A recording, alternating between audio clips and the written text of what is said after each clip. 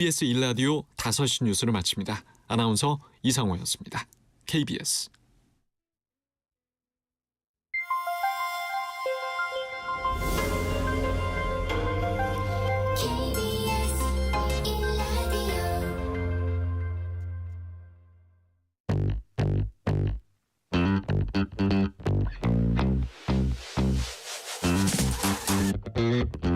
KBS 1라디오 뉴스레터 K. 안녕하세요. 뉴스레터 K 진행하는 전종철입니다. 민주당 이재명 대표의 공직선거법 위반 혐의 사건 결심 공판이 오늘 진행되고 있습니다. 이르면 다음 달 1심 선고가 나올 예정인데요.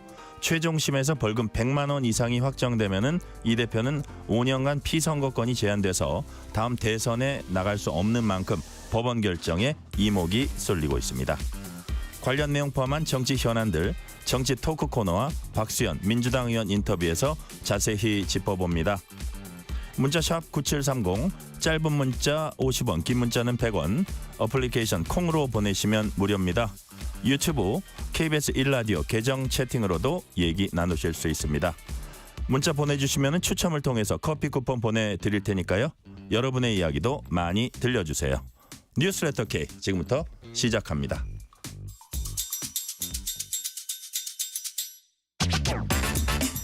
먼저 호우경보 전해드립니다. 행정안전부가 오늘 오후 5시 강원도 철원과 화천 지역에 호우경보를 발효했습니다.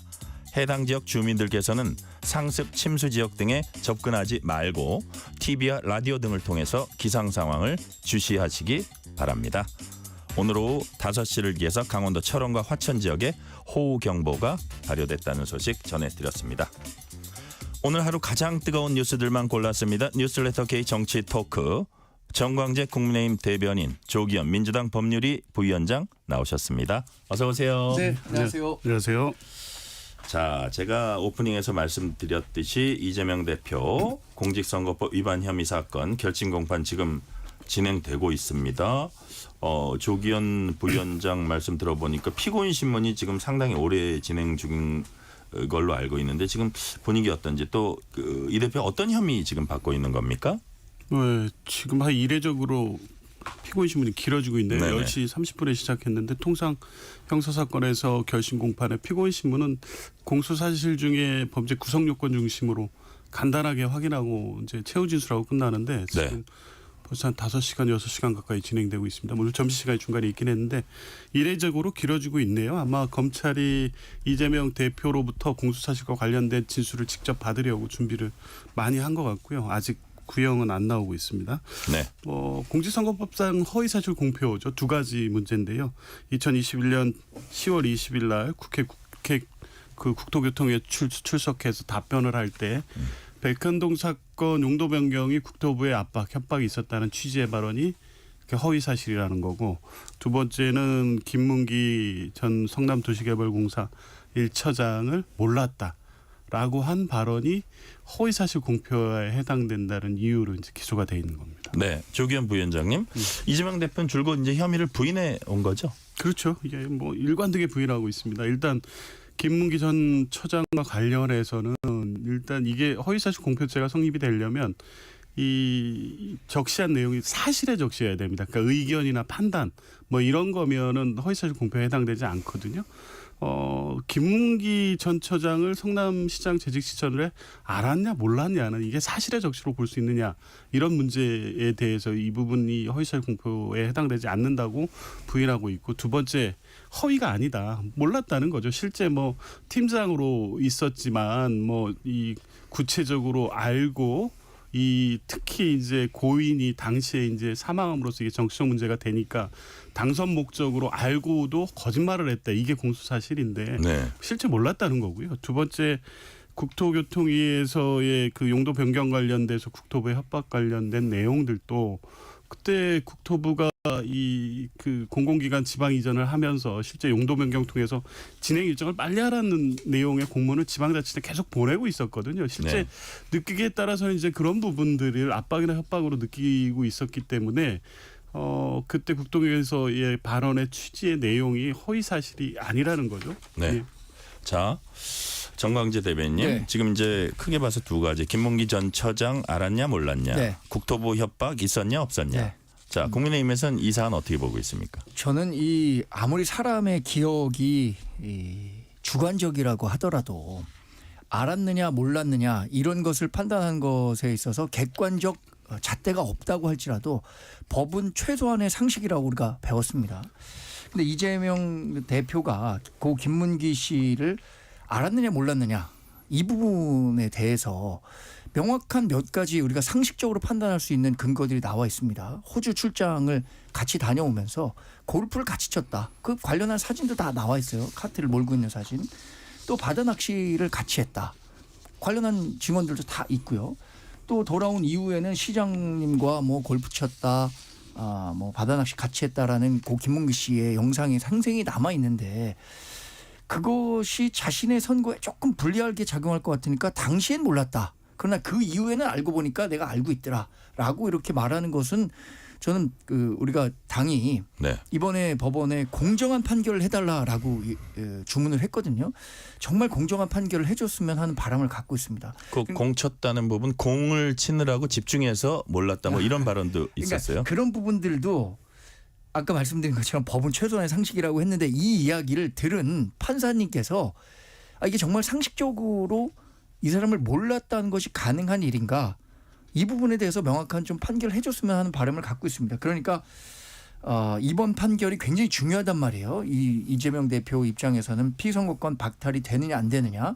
근데 그 관련해서 뭐 이제 400여 원이 넘는 민주당 선거 보조금을 토해내느냐 말아야 되느냐도 달려 있기 때문에 네. 어떤 정치적 부담이 있을 수 있겠습니다만 법과 원칙에 따라서 판결만 한다면 그것은 뭐 우리 당뿐만 아니라 많은 상식 있는 분들이 당연히 어느 정도의 유죄 판결이 나올 거라고 기대하고 있지 않을까 싶습니다. 자, 이재명 대표는 오늘 공판에 들어가기에 앞서서 취재진 앞에서 작심한 듯이 발언을 했습니다. 이재명 대표의 말 직접 들어보겠습니다. 세상 일이라고 하는 게 억지로 조작하고 만든다고 해서 만들어지는 것이 아닙니다. 검찰 권력을 남용해서 증거도 조작하고 사건도 조작하고 정말 안쓰러울 만큼 노력하지만 다 사필 규정할 것입니다. 자, 지금 이제 이재명 대표 공판에 출석하면서 옆에 이제 지지자들의 환호 소리도 들렸는데요. 검찰이 안쓰러울 정도로 노력한다. 검찰이 권력을 남용해서 증거와 사건 모두 조작했지만 다 사필 규정할 것이다. 모든 일이 역사에 남고 국민들이 판단할 것이다. 법원이 제대로 판단하고 정의롭게 결정할 것이다. 자, 조기현 부위원장님, 이재명 대표가 이런 말을 작심하고 한 의미가 뭘까요? 그러니까 저는 뭐 공직선거법 사건도 뭐 여러 번 해보고 하는데 허위사실 공표라는 법리는 명확히 서 있습니다. 그 김문기 전 처장을 알았냐 몰랐냐는 단순하게 김문기 처장을 개인적으로 기억 속에 교류 관계에서 알았냐 몰랐냐 이 문제가 아니었거든요. 이건 대장동 사건과 연결시켜서 이게 공소 제기가 된 사건이기 때문에 그런 전체적 맥락 속에서 판단이 돼야 됩니다. 그냥 그 시점에 그때 여행 가서 같이 골프를 쳤거나 뭐 낚시를 같이 했으니까 당연히 이 사람을 알지 이것만 가지고 판단되는 게 아니거든요. 그런데 이제 최근에 와서 이 공판 막바지에 공소장을 변경합니다. 그러니까 당초에 공소사실로 적시됐던 내용들이 그렇게 허위사실 공표로 보기에 공소사실이 특정되지 않았다는 이재명 대표 측이 계속 문제 제기가 있었어요. 그러니까 공소 유지에 검찰 측도 다소 자신이 없었는데 마지막에 변경합니다. 변경됐어요. 예. 어떻게 어떤 부분이 변경됐어요? 그러니까 이제 보도에 의하면 실제 변경된 공소장을 보지는 않았으니까. 네네, 네. 근데 그 앞에 이제 그 관련된 설명하는 내용들이 있어요. 대장동 관련해서 계속적으로 김문기 처장한테 보고를 받고 이랬었으니까 뭐 당연히 알았을 거고 그럼에도 불구하고 몰랐다라고 거짓말을 했다. 이런 식으로 이제 이재명 대표가 적시한 사실은 김문기 대표는 성남시장 재직 시절에 몰랐다 이건데 모르지 않았다는 걸 설명하기에 대장동하고 연결시켰거든요. 이제 전체적 맥락상은 그 김문기 전 처장을 몰랐다고 불만 여간의 정황이 있고 당시에 발언의 취지상 전체적 맥락을 보면 몰랐다고 볼 수 있는 거거든요. 근데 이거를 기억 속에서 알았냐 몰랐냐의 어떤 주관적인 인식의 문제를 법적 판단으로 한다는 것 자체가 무리한 법정이라고 봤고 백현동도 마찬가지죠. 그 뭐 4단계 용도 변경에 있어서 국토부가 계속적으로 공문을 보내거나 한 사실에 대해서 당시 성남시 공무원들이 느꼈던 압박감 같은 거는 있었던 거 아닙니까? 그게 협박에 이르는 건지 그거에 의해서 강압적으로 용도 변경이 된 건지는 다른 차원의 문제인데 허위사실 공표죄는 좀 전에 말씀드린 것처럼 그 표현된 사실의 전체적인 맥락을 통해서 다소 과장되거나 그렇다고 하더라도 전체적으로 사실에 부합하면 허위사실이 아니거든요. 지금 두 가지 사건 다 법리적으로 볼 때 무리한 법조계라고 볼 수밖에 없다는 겁니다. 네. 자, 비슷한 질문인데 조금 다른 각도에서 정광재 대변인께 이제 여쭤볼게요. 자, 이재명 대표 발언입니다. 검찰이 증거와 사건 조작했다. 모든 일이 역사에 남고 법원이 아주 뭐 잘 결정할 것이다. 다 사필 규정할 것이다. 국민들이 판단할 것이다. 자, 이게 보는 각도에 따라서는 원하는 결과가 나오지 않으면 불복하는 자락을 까는 것이 아니냐 이런 의심을 여권에서 하고 있어요. 예. 정광재 대변인 어떻게 보세요? 저는 검찰이 조작했다고 하고 사필 규정이라고 할 것이라고 한 말에 대해서 한 달 후면은 이제 1심 판결이 나옵니다. 1심 판결이 나온 이후에 제가 논평을 아마 법원의 사필 규정이라는 제목으로 달 것 같습니다. 그러니까 이재명 대표는 검찰이 조작했다고 하는데 결국엔 법원이 판단할 겁니다. 법원이 검찰이 조작 안 했다는 것을 판단한다면 이 대표에게 응당한 죄를 물을 것이고요. 근데 그 부분이 선거에 도움이 되려고 이야기를 한 거냐 안 된 거냐 이 부분도 명확하게 판단할 거라 그래요. 그러니까 그게 선거법 위반이 되는 거죠. 이재명 대표가 그러면 첫 방송에서 김문기 씨를 몰랐다고 한 부분 그거는 뭐 자신이 그 당시에 즉흥적으로 나온 답이니까 그 부분은 인정한다고 하더라도 그럼 그 이후에 나오는 발언들에 대해서는 충분히 자신의 발언을 수정하거나 그게 잘못된 발언이었다라고 고칠 만한 시간이 있었는데 그러지 않았던 것은 김문기 씨를 당시에 안다고 한 사실이 대장동 그 특혜 의혹에 자신이 깊숙이 관여했다라는 식으로 연결될 수밖에 없기 때문에 선거판에 굉장히 불리하게 작용할 수밖에 없다고 생각한 거죠. 그렇기 때문에 김문기 씨를 몰랐다고 얘기한 건데 법원이 1심 판결을 내린 후에 제가 분명 막 말씀드리건데 사필 규정이라는 이름의 논평을 낼 수 있을 것이라고 생각하고 있습니다. 네.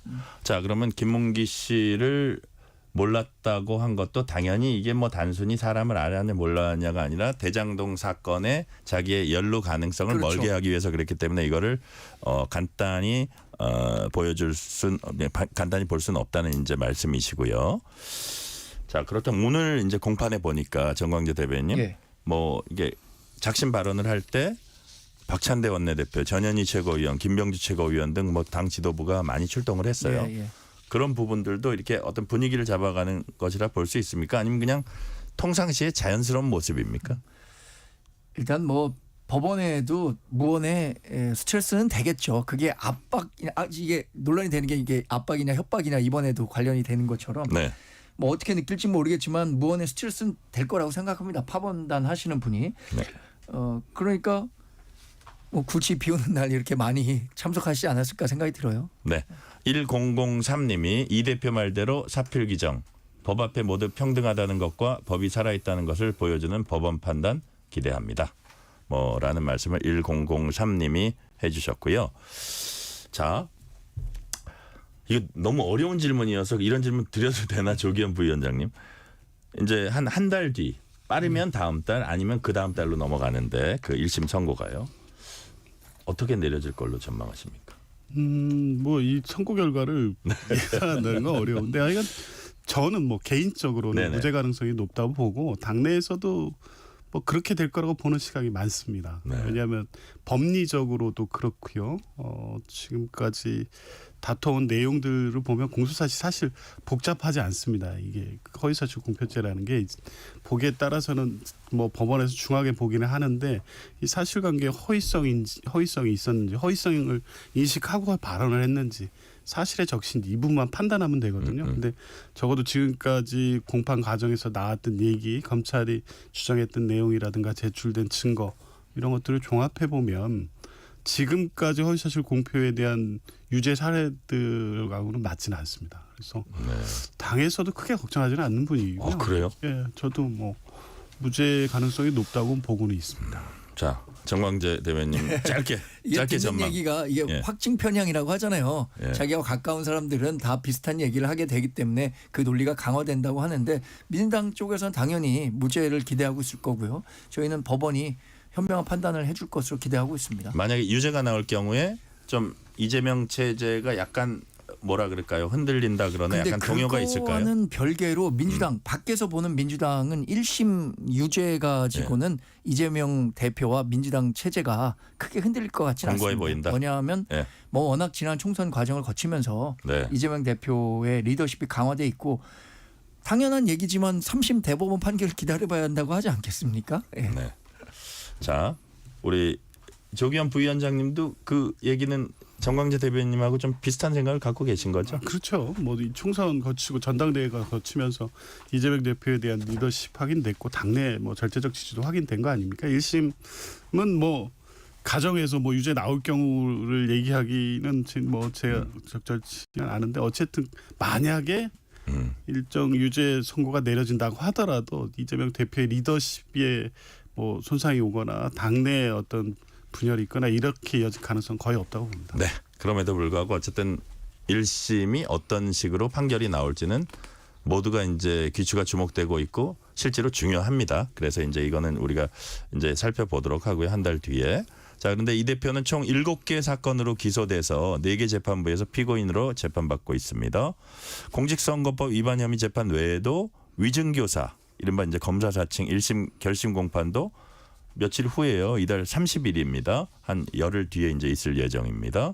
자, 정광재 대변인, 예. 이거는 혐의가 어떤 혐의죠? 이게 2018년에요. 예. 이재명 당시 경기도지사가 재판 공판 과정 중에 재판에 출석한 증인에게 당시 이 위증을 교사했다. 네. 이런 범죄 혐의에 대해서 재판을 하고 있는 건데 여기서 근데 제일 관건은요. 눈여겨볼 대목은 지난번에 이재명 대표에 대한 구속영장이 기각되긴 했지만 네. 기각영장을 냈던 판사가 이 위중교사와 관련해서는 일정 부분 소명이 됐다. 그러니까 굳이 구속하지 않더라도 이 부분에 대해서는 범죄 혐의가 일정 부분 인정된다라고 했던 부분이거든요. 그러니까 이 선거법 위반보다는 이 위증교사와 관련한 법 적용을 이재명 대표로서는 더 피하기가 어려운 상황 아닌가라고 생각하기 때문에 선거법 위반보다도 훨씬 더 많은 관심이 이 사안에 쏠려 있는 거죠. 지금 정광재 대변인은 좀 더 피하기 힘든 상황 아니냐 이렇게 말씀하셨는데 조기현 부위원장님 위증교사 혐의에 대한 이 대표 측 입장 어떤 건가요? 뭐 전면 부인이죠. 네. 위증에 해당되지도 않고 위증을 교사한 바도 없다는 주장을 계속 유지하고 있고요. 이 제일 문제됐던 게 그 김모 씨 위증을 했다는 김모 씨가 처음에는 위증을 부인하다가 나중에 자백합니다. 그런데 이게 위증 사건 하나만 있었냐 그게 아니잖아요. 김인섭 씨와 관련된 알선 수재와 네. 관련돼서 같이 재판을 받고 구속영장이 청구됐었습니다. 위증하고 알선 수재로. 그런데 알선 수재 재판은 떨어져 나오고 위증만 지금 남은 것처럼 돼 있는데 그 과정에서 전체적인 상황을 보면 김모 씨 같은 경우에는 이 진술을 번복한 과정에 대해서 네. 그걸 통해서 얻게 되는 이익이나 이런 부분이 있다는 거고 실제 당시 진술한 내용들도 보면 전체적으로 혐의가 소명됐다고 한 부분이 이해되는 부분이 있습니다. 그 영장 전담 재판부가 왜냐하면 뭐 전체적인 사실관계에 맞지 않는 내용을 진술했고 그 전에 이재명 대표와 여러 가지 연락을 주고 받았던 부분이 있으니까요. 네네. 이제 녹취록도 있었고 그런데 실제 재판 과정에서 드러난 내용들을 보면 전체적인 녹취록의 맥락상 보면 정확히 기억을 떠올려서 사실관계를 얘기하다 기억나는 대로 해달라는 얘기를 14번쯤 반복적으로 이재명 대표가 얘기를 합니다. 그러면 위증의 교사라고 볼 수가 없는 거죠. 그리고 진술한 내용도 본인이 이제 사실과 부합하지 기억에 반하는 진술을 처음에는 했다가 막판에 또 진술을 번복하는 취지로 본인이 진술한 내용을 또 번복합니다. 그러니까 번복한 내용을 보면 또 위증에 해당되지 않는 내용이 되거든요. 판례상 처음에 위증을 고의로 인식하고 했다고 하더라도 마지막에 그 재판이 끝나기 전에 그 진술을 번복해서 위증의 내용을 번복하면 위증죄가 성립되지는 않습니다. 그러니까 전체적으로 김모 씨가 한 진술의 내용이 위증에 해당되지 않고 이재명 대표가 김모 씨한테 요구했던 것도 부탁한 것도 사실대로 기억나는 대로 진술해달라는 내용을 반복적으로 했다는 점에서 보면 위증 교사에도 해당되지 않는다는 거죠. 자, 근데 사실대로 기억나는 대로 네. 했다는 거를 한 번 지나치듯이 한 게 아니라 여러 차례 네. 했다는 거는 자기의 뜻대로 해달라는 거로 또 의심받을 수도 있어요. 그 부분은 어떻게 보세요, 정광재 대변인? 박정훈 의원이 녹취록 공개했잖아요. 예, 그러니까 좀 잘 해달라라는 의미로 했단 말이에요. 근데 이재명 대표가 변호사 출신이에요. 그러니까 이게 자신이 말하는 것이 위증 교사가 될 수 있다는 점을 인지하고 있었기 때문에 그것을 법적으로 교묘히 애둘러 얘기한 거라고 전 보고 그렇게 들은 분이 많다고 생각해요. 그리고 또 이 김 씨에게 텔레그램으로 변론 요지서를 전송한 후에 그대로 증언해달라 이렇게 요구했다는 게 검찰 측 소장에 나와 있는 겁니다.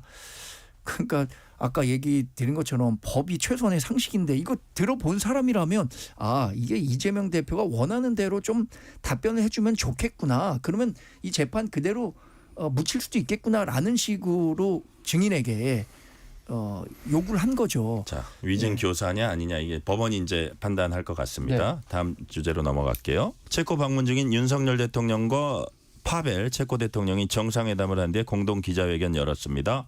가장 큰 관심사는 원전입니다. 자, 정광재 대변인, 네. 두 나라 정상 어떤 입장 내놨습니까? 이건 짤막하게 좀 소개해 주세요. 저는 체코가 네, 우리나라랑 이렇게 가까운 나라인지 몰랐는데요. 예. 체코의 4대 투자 국가 가운데 하나가 우리나라가 됐다는 4대? 겁니다. 예, 체코. 유럽의 한 중앙에 있기 때문에 유럽 국가들이 투자 많이 했을 것 같은데 우리 기업들이 그만큼 투자 많이 한 거고요. 네, 지금 두코바니의 신규 원전을 건설하기로 한 거잖아요. 네. 우리나라가 이제 중동에 수출한 이후 두 번째 원전 수출인데 관련해서 뭐 여러 이슈들이 있긴 하지만 이러한 난제들을 다 극복해서 완수해 나가겠다. 원전 제대로 짓고 네. 끝까지 완수하겠다라는 의지를 양국 정상이 다시 한번 확인한다는 측면에서 의미가 있는 정상회담이죠. 자, 조기현 부위원장님께 이거 여쭤볼게요. 민주당 등 야당 의원들이 이제 국회에서 기자회견을 열었습니다. 체코 원전 적자 수출 가능성, 덤핑 수주 의혹 등을 제기했습니다. 어떤 내용인가요? 뭐 일단은 체코 원전 수주가 최종 계약까지 이르기를 당연히 기대를 하죠. 그런데 지난번에 그 아랍에미리트연합 바카라 원전 때도 보면 네. 당초 계약대로 이행이 안 되고 공사가 지체되고 참여했던 업체들이 부도가 나고 그러면서 실제 투자 대비 당초 예상했던 수익이 확보됐느냐에 대해서 네. 지금 정부가 명확하게 답변하지 않고 있습니다. 근데 지금 웨스팅하우스하고 미국 정부하고 기술 이전료라든가 이 부분 문제 해결 안 됐잖아요. 여기에 네네. 대한 비용 지출이 얼마나 될지 모르고 실제 체코와의 본 계약에서 실제 투여되는 비용 대비 이 환수되는 이익이 그만큼 될 것이냐에 대한 문제제기 야당으로서 당연히 해야 되는 거죠. 네. 정광재 대변인님. 예. 대통령실하고 이제 정부죠. 산업부 장관 안덕근 산업부 장관은 이건 가짜 뉴스다. 최종 계약 앞두고 있는 시점에 국익 저해행위다 이렇게 반박했습니다. 네. 정부 여당 입장은 뭡니까? 이 관련해서 이렇게 큰 프로젝트를 수행하는 과정에서 네. 뭐 법적인 리스크가 하나도 없는 사업은 없는 거죠. 지금 웨스팅하우스가 우리 기업에 대한 지적 재산권과 관련한 이슈를 제기하고 있는데 네. 우리 정부가 그 문제 원만하게 해결하기 위해서 미국 정부와 원활히 소통하고 있다고 얘기했고요. 체코 정부와도 이 문제와 관련한 거를 논외로 어떤 경우라도 최종까지 완수하겠다 이렇게 입장을 밝혔습니다. 그런데 한마디 말씀드리자면 역사는 이렇게 안 된다고 해서 하지 않는 사람들이 기록하는 게 아니라요. 할 수 있다, 된다. 어려운 난관이 있어도 극복하고 하려는 사람들이 기록하는 겁니다. 예. 네. 그런 노력들을 높이 평가해 주셨으면 합니다. 다음 주제 넘어갈게요. 제9.19 공동선언 6주년 기념식에서 임종석 전 청와대 비서실장이 연설했습니다. 통일하지 말자. 두 개 국가 수용하자. 대한민국 영토는 한반도와 그 부속도 서로 한다고 돼 있는 헌법 3조도 지우든지 개정하자. 통일부도 정리하자.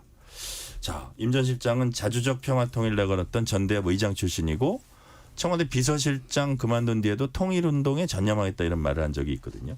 왜 이렇게 입장이 180도 변했을까요? 갑자기. 일단 통일하지 말자 이 말이 귀에 너무 확 박히니까 예. 굉장히 이제 파격적 제안처럼 보이긴 해요. 아니 처음에는 윤석열 정부의 어떤 뭐 대북 정책 이거에 반발하는 말인 줄 알았는데 자세히 보니까 아예 진짜로 그렇게 하자는 거거든요. 그러니까 통일 담론의 어떤 전면적 교체를 제안한 거죠. 네.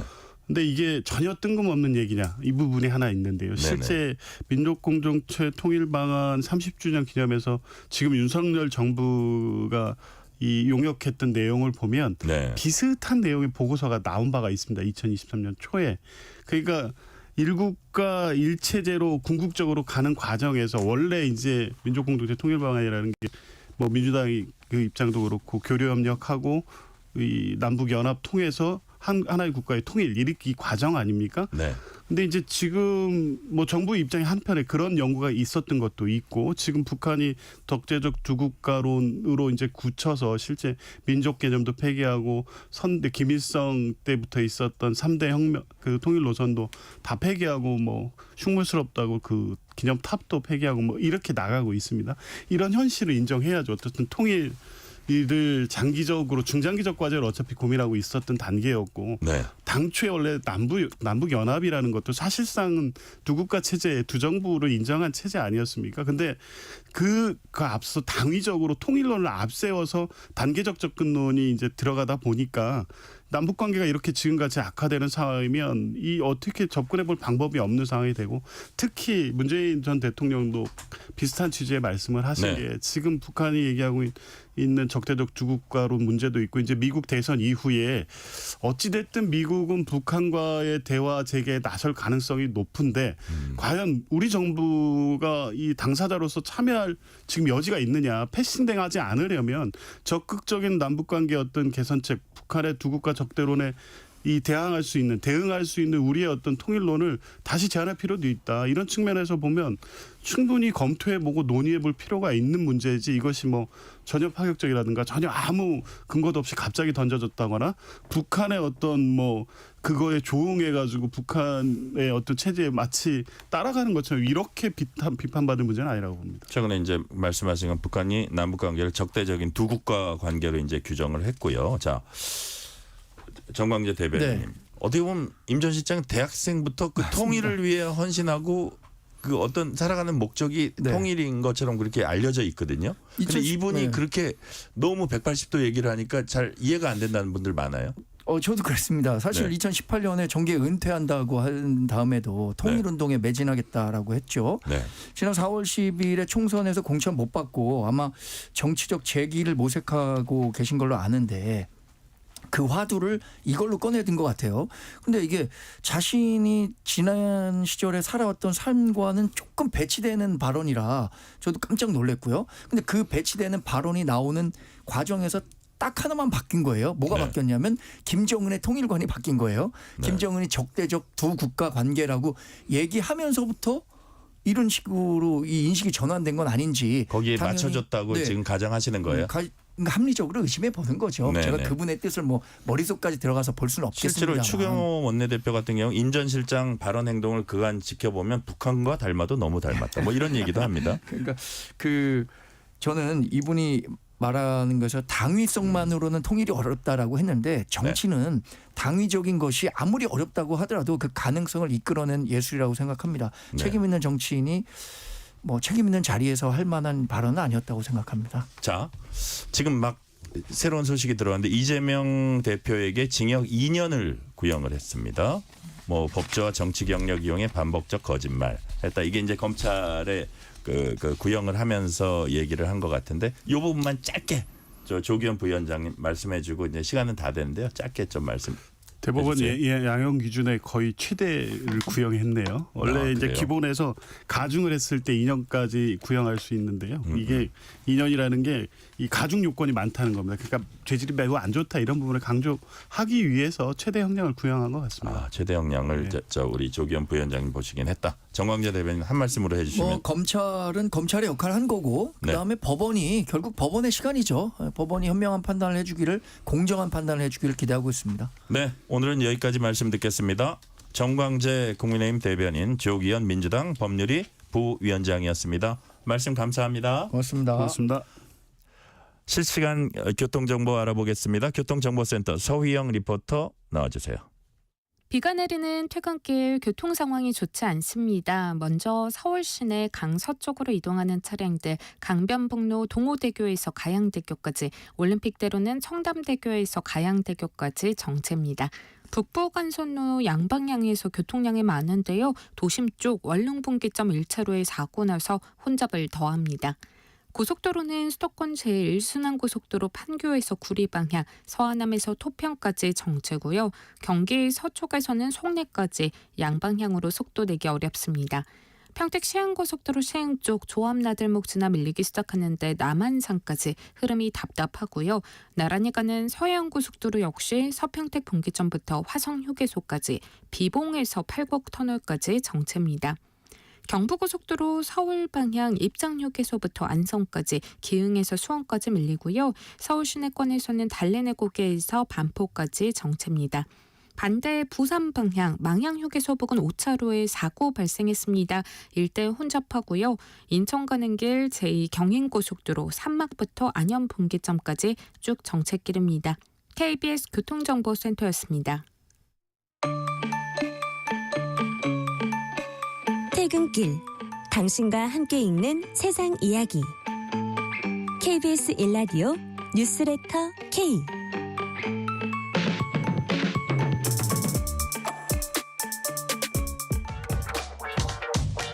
뉴스의 진수를 보여주는 인터뷰. 뉴 진수. 오늘은 가을을 재촉하는 비가 내리고 있습니다. 그렇지만 어제까지 푹푹 쪘고 앞서 올해 추석날에 추석 사상 첫 열대야가 기록됐을 정도로 올여름 더위 기세는 정말 대단했습니다. 그런데 전문가들 사이에선 앞으로 다가올 여름은 올해보다 더 혹독할 거란 전망이 나오고 있습니다. 조찬호 전 국립기상과학원장과 함께 관련 내용 살펴봅니다. 조찬호 원장님 어서 오세요. 네, 안녕하세요. 조천호입니다. 네. 일단 원장님, 오늘부터 주말까지 전국적으로 많은 비가 내리면서 찜통도 이제 한풀 꺾일 것이다, 이런 전망이 우세합니다. 근데 또 예보된 강수량이 우려할 수준으로 높습니다. 찜통더위 직후에 내리는 폭우. 예. 9월 하순 날씨로는 좀 이례적이죠. 예, 굉장히 이례적입니다. 지금 그러니까 오늘 내일 해서 네. 북쪽에 이제 선선한 대륙의 공기가 내려오고요. 그다음에 이제 남쪽에서는 해양에 이제 따뜻한 공기가 올라와서 우리나라에서 이제 충돌을 해요. 그러면 이제 대기가 불안정해지면서 우리나라에 이제 비가 내리게 되는데, 우리나라 주변의 해양이 굉장히 따뜻합니다. 네. 이 해양이 따뜻하게 되면 이 수증기가 많이 증발을 하게 되거든요. 그래서 지금 수증기가 굉장히 많아요, 우리나라 주변에. 그래서 원래는 가을비는 부슬부슬 내려야 되는데 그러니까요. 여름비처럼 뭐 쏟아지는 비가 곳곳에 아마 일어나게 될 거다라고 그렇게 보고 있습니다. 그러니까요. 자, 쏟아지는 비가 있을 예. 것이다. 자, 폭우가 있을 것이다 말씀이시고요. 그런데 이렇게 폭우가 쏟아지면은 산사태나 침수 같은 피해 우려도 커집니다. 네. 갑작스런 폭우에 대한 대비 좀 철저히 해야겠어요. 그렇죠. 특히 우리가 이제 폭우가 일어났다 그러면 비탈면에 사시는 분들, 그다음에 하천의 저지대에 사시는 분들, 네. 그다음에 또 농업을 하시는 분들, 이런 분들이 피해를 또 많이 봐요. 그래서 우리가 이러한 폭우 속에서 또 우리 주변의 약한 부분을 다시 한번 살펴보는 이러한 계기가 되어야 한다라고 그렇게 생각을 합니다. 네. 자. 와, 이번 여름에 하도 이제 덥다 이제 얘기를 예. 많이 했기 때문에 저희가 가장 궁금한 건 더위가 언제 가시냐 이겁니다. 네. 일단 이번 비가 내리면은 가을 찜통 더위는 한풀 꺾일 거라 이제 예보가 나와는 있습니다. 예. 그럼 이제 본격적으로 가을이 시작되는 겁니까? 아니면 또 다시 한두 번은 또 기온이 올라갈 수 있습니까? 그러니까 뭐 평년보다 온도가 뭐 높을 수는 있는데요. 네. 우리가 이제 처서라고 8월 22일 그냥 더위가 가신다기 처서인데 네네. 이제 딱 한 달 후인 9월 22일부터는 완전히 더위가 가시는 우리가 알고 있는 그런 가을 날씨로 들어가게 될 거다라고 보고 있습니다. 처서로부터 한 달 뒤에 예. 가을 날씨가 시작되네요. 굉장히 특이한 한 해였습니다. 그러니까요. 예, 지금 예. 원장님 말씀 듣고 보니까 여하튼 요번 그 주말에 이렇게 비를 겪고 나면 네. 그다음 다음 주부터는 가을이다 해도 과언은 예. 아니네요. 이제 그렇죠. 우리가 알고 있는 뭐 폭염 열대야로 고생할 일은 이제 없을 거다라고 보시면 됩니다. 예. 자, 그동안 우리 국민들 많이 잘 견디셨고요. 지난 17일 화요일이 추석이었습니다. 네. 그날 밤에도 최저 기온이 25도 웃도는 열대야 기록했습니다. 이게 관측 사상 처음이라고 들었습니다. 실제로 그렇습니까? 실제로 그렇죠. 네. 9월 달에 이렇게 열대야가 일어나는 이런 횟수로다가는 거의 이제 기록적인 그런 한 해이기도 했고요. 네. 이렇게 된 이유는 우리가 티벳 고기압이라고 하는 열대 대륙성 고기압이 우리나라에 이제 확장이 돼서 계속 누르고 있는 상황이었거든요. 네네. 그러면 이제 온도가 높아지는데 온도가 높아지는 것만 갖고서는 열대야가 일어나진 않아요. 밤에는 이제 온도가 떨어지는데 예. 이 열대야가 일어날 때는 그 습도가 좀 높아야 됩니다. 그래야지 밤에 온도가 안 떨어지거든요. 습도. 예. 그런데 우리나라 주변에 지금 해양 온도가 높다고 그랬잖아요. 그래서 수증기가 많이 증발이 돼서 습도가 높은 상태였어요. 그래서 바로 9월 달에 바로 열대야가 일어나는 이런 상황이 일어났었습니다. 그러니까요. 예. 습도하고 예. 또 그렇게 관련이 있었군요. 예. 열대야라는 게. 자, 청취자 지금 문자가 들어오고 있는데 하나 소개해 드릴게요. 2111님 2하고 하나가 3개입니다. 2111님이 한풀 꺾인 더위라고 해도 복지관 모인 사람들은 에어컨 세게 틀고 있어요. 지구가 뜨거워진다고 하는데 손주들 미래가 걱정입니다. 원장님도 좀 걱정되십니까? 그렇죠. 이게는 점점 더 이 네. 기후 위기는 이제 심해져 갈 것이기 때문에 미래 네. 세대가 더욱더 피해를 많이 보니까 더욱더 많이 걱정을 해야 되겠죠. 예. 네. 자, 일기예보나 더위 관련 기사들을 보면은 한반도 주변의 기압 배치, 공기의 흐름 이런 요소들이 이제 등장을 합니다. 네. 자, 원장님 보시기에 한반도 주변 더위가 길어지도록 만드는데 가장 큰 영향을 끼친 요소 무엇이라고 보십니까? 그러니까 앞서서 제가 이야기를 했듯이 이제 네. 그 여름철이 되면 티벳에 이제 열대성 그 대륙성 고기압이 이제 발달을 하게 되는데 지구 온난화가 일어나면 해양보다 대륙이 훨씬 더 온도 상승이 빠르거든요. 네. 당연히 티벳 고기압이 훨씬 더 강해지는 것이죠. 그게 이제 우리나라까지 확장이 되면서 우리나라에 이제 영향을 주게 되면서 이 여름의 길이가 늘어나는 이러한 이제 그 여름에 우리가 고통을 더욱더 당하는 이러한 상황이 되었습니다. 예. 자, 아까 우리가 모두의 이제 추석 열대야 예. 뭐 이 얘기도 했는데요. 자, 이전에 우리가 기억에 남았던 더웠던 해 하나 꼽아라 하면 1994년 네. 꼽는 분들이 예. 많습니다. 그렇다면 그것과 비교해서 올해 폭염은 통계적으로 볼 때도 훨씬 더 그걸 뛰어넘었습니까? 어떻게 비슷합니까? 어떻습니까? 그러니까 폭염이라고 하는 그냥 낮 시간에 이제 33도를 넘는 경우를 생각을 하면 네. 뭐 거의 비슷한 수준이고요. 그런데 이 열대야가 우리가 이제 94년도 그 해에 굉장히 그걸 고통으로 그 느끼었던 거는 그때 그리고 오래 전까지는 압도적 1위였어요. 1994년이 그렇죠. 94년도 열대야가 그때 1위였었고 이 열대야가 왜 고통스럽냐면 폭염 같은 경우는 이제 낮에 활동을 하니까 예. 우리가 뭐 선선한 곳으로 뭐 피할 수도 있잖아요. 네네. 그런데 열대야는 우리가 이제 누워 자는 시간에 일어나는 거니까 그냥 그 고통을 그대로 당해야 되는. 그러니까 또 창문을 열어놓으면 모기가 들어오고 예. 이게 또 무한정 에어컨을 틀자니 너무 또 예. 돈도 많이 들고. 예. 그러니까 우리가 폭염보다는 밤에 일어나는 열대야를 훨씬 더 고통으로 느끼는 거거든요. 그래서 이제 열대야에 대한 그것 때문에 94년도에 아마 그 폭염이라고 하는 거를 그렇게 이제 이해를 하는데요. 근데 올해 그 당시 94년도에 한 해 동안 17일 폭염이었어요. 그게 네. 올해 전까지 최고 기록이었는데 올해 24일입니다. 17일, 24일. 예. 보통 기록을 깰 땐 하루 이틀 더 더해져서 기록을 깨는데 네네.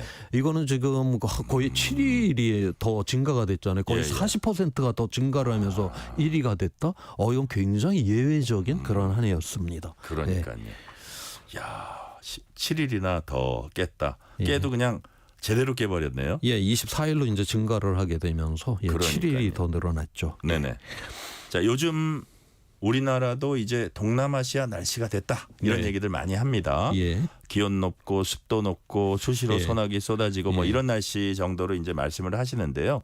실제로 원장님 보시기에 한반도 주변에서 의미 있는 기후 변화가 일어나고 있습니까? 그 가장 이제 게 뚜렷하게 나타나는 게 바로 네. 이제 온대와 아열대 그 경계선에서 그게 일어나거든요. 아, 우리나라에서 뭐 온대 지방은 뭐 육지는 다 이제 온대 기후였고 이제 제주도가 아열대 기후였었는데 네. 이미 이 아열대 기후가 우리나라 남해안까지 이미 진입을 해 있어요. 그래서 이미 남해안에서는 귤농사가 되고 있는 그렇죠. 이러한 상황이거든요. 그래서 지금 현재로 봐서는 앞으로 20년 이내에 우리나라의 이 아열대 지역이 우리나라 남한 지역의 약 5분의 1은 아열대 지역화가 될 거다라고 보고 있고요. 우리가 열심히 기후위기를 막는다라고 해도 한 30% 정도는 아열대 지역이 될 거고 우리가 전혀 기후위기를 제대로 막지 않는다. 그러면 90% 이상 다시 말해서 산악 지역을 제외를 하고서 금세기 말에는 대한민국은 아열대 나라가 될 거다라고 그렇게 전망하고 있습니다. 와, 그렇게 되는 거예요? 예. 그 생각보다는 좀 속도가 빠르다는 생각도 드는데요. 예. 자, 반면에 이제 올해는 일본과 중국에 비해서 한반도 관통한 대형 태풍 소식은 들리지 않고 있습니다. 이거 뭐 되게 좋은 얘기인데요. 네. 몇몇 태풍들이 올라왔지만 한반도 향하면서 열대 저기압으로 약화되는 양상이 이제 반복됐던 것 같은데요. 이게 우연일까요? 아니면 우리나라 기후 변화와 관련이 있는 겁니까? 그 앞서 이야기를 했듯이 이제 대륙의 티벳 고기압이 이제 우리나라를 지배를 하다 보니까 네네. 이게 제대로 태풍이 이제 뚫지를 못해 갖고 이런 현상들이 일어났는데 근데 실제 기후학적으로 보게 되면 이 네. 태풍은 우리나라의 여름철에 영향을 주는 악기상이 아니라 가을철에 영향을 주는 네네. 악기상이거든요. 그래서 보통 이제 9월, 10월에 이제 많이 일어나는데 이제는 그 여름철에 그렇게 이제 무더웠던 이러한 기후 패턴, 날씨 패턴이 이제 지나가면서 이제부터는 태풍이 만들어지면 우리나라로 들어올 가능성이 굉장히 높습니다. 아, 그래요? 그다음에 근데 아직까지 그 해수면의 온도는 계속 높은 상태로 있거든요. 태풍은 그 에너지원이 그 바다에서 증발하는 수증기거든요. 네. 그래서 해수면의 온도가 높다. 그만큼 더욱더 강력한 태풍이 이제 만들어질 수가 있다. 그래서 들어오면 굉장히 센 태풍이 들어온다. 그렇게 보고 있습니다. 자, 예. 지금 저희 청취자 여러분들이 그 문자를 계속 보내오고 계신데 0358님이 1994년 9월 4일 네. 작은 딸을 출산했습니다. 그땐 에어컨도 없이 살았어요. 그런데 올해 2024년이 훨씬 더 덥다고 느껴집니다. 뭐 그런 말씀을 하시네요. 그러니까 우리가 더위에서 우리가 무더위라고 하나 이런 표현, 찜통더위 이런 표현을 쓰잖아요. 네. 이건 단순히 온도가 올라간 게 아니라 습도도 높다라고 하는 걸 의미를 하거든요. 네네. 습도가 높게 되면 우리 피부에서 이 수증기 증발이 땀이 증발이 잘 안 하게 되면 굉장히 고통스럽게 되거든요. 그런데 지금 우리나라 주변의 해양의 온도가 높아지면서 이 수증기가 이제 많아지게 되면서 바로 이제 습도까지 높아지는 무더위, 찜통의 이제 더위가 더욱더 커지는 이러한 양상이 있습니다. 자, 0184님은 이런 질문하셨어요. 인간이 만든 재앙 아닌가요? 빙하가 녹는 속도는 빨라지고 원시림 파괴, 자연 훼손이 더 많아질수록 기후 변화는 더 심해지겠죠? 예, 당연합니다. 네. 그거는 뭐 우리가 오늘날의 이 위기는 자연이라고 하는 이 자체의 그 법칙, 순환 이거를 우리가 어겼기 때문에 지금 일어나는 일이기 때문에 우리가 그것을 이제 붕괴시켰기 때문에 자연이 우리에게 보복을 한다. 그렇게 생각을 하시면 맞습니다. 지금 0184님의 질문 그리고 원장님의 대답과 관련되는 질문을 제가 이어서 가볼게요. 더욱 긴장시키는 건 올해 더위는 시작에 불과하다는 이런 전망입니다. 네. 앞으로 살아갈 여름 중에 올 여름이 가장 선선한 여름이었을 것이다. 네. 듣고 이제 놀라시는 분들도 많을 텐데 이런 전망이 이제 대표적인 예입니다. 전문가들 사이에서는 보편적인 인식이라는 얘기도 나오던데 그렇다면 그동안 그렇게 오래 더웠던 올 여름보다 앞으로 더 덥다는 얘기인데 왜 그렇게 되는 겁니까? 그렇죠. 그게 이 온실가스의 특징이 네. 얘는 한번 배출이 돼서 나오면 수백 년 그 종류에 따라서 수백 년 수천 년 동안 공기 중에서 없어지지 않고 그대로 남아 있습니다. 그래서 우리가 배출하는 족조 이 온실가스는 축적이 된다라고 하는 이런 특징이 있고요. 지금까지 우리 인간이 배출한 이 온실가스가 지금 이제 그 담고 있는 이 열이 어느 정도냐면 1초에 히로시마 원자 폭탄 5개가 터지는 에너지를 우주로 못 나가게 이 온실가스가 잡고 있습니다. 그게 왜냐하면은 매일같이 햇빛이 들어오잖아요. 지구에 햇빛이 맨날 들어온다. 그럼 지구는 지그지그 끓겠죠. 그래서 들어온 에너지만큼 반드시 우주로 나가야 되는데 우주로 빠지는 그 열을 못 나가게 지금 1초에 5개의 히로시마 원자폭탄 터지는 에너지를 우리 사람이 배출한 온실가스가 잡아요. 하루로 따지면 42만 개의 원자폭탄이 터지는 에너지가 우주로 나가지 못하고 잡히죠. 얘는 없어지는 게 아니기 때문에 매일매일 42만 개의 그런 열 에너지가 축적이 일어나는 거니까 올해 여름이 우리 인생에 있어서 가장 시원한 여름이 될 수밖에 없습니다. 아, 그래요. 예. 어쨌든 그 온실가스가 계속 그거를 이제 축적될 수밖에 없고 예. 수백 년이나 잡고 예. 있는 거네요. 예. 와.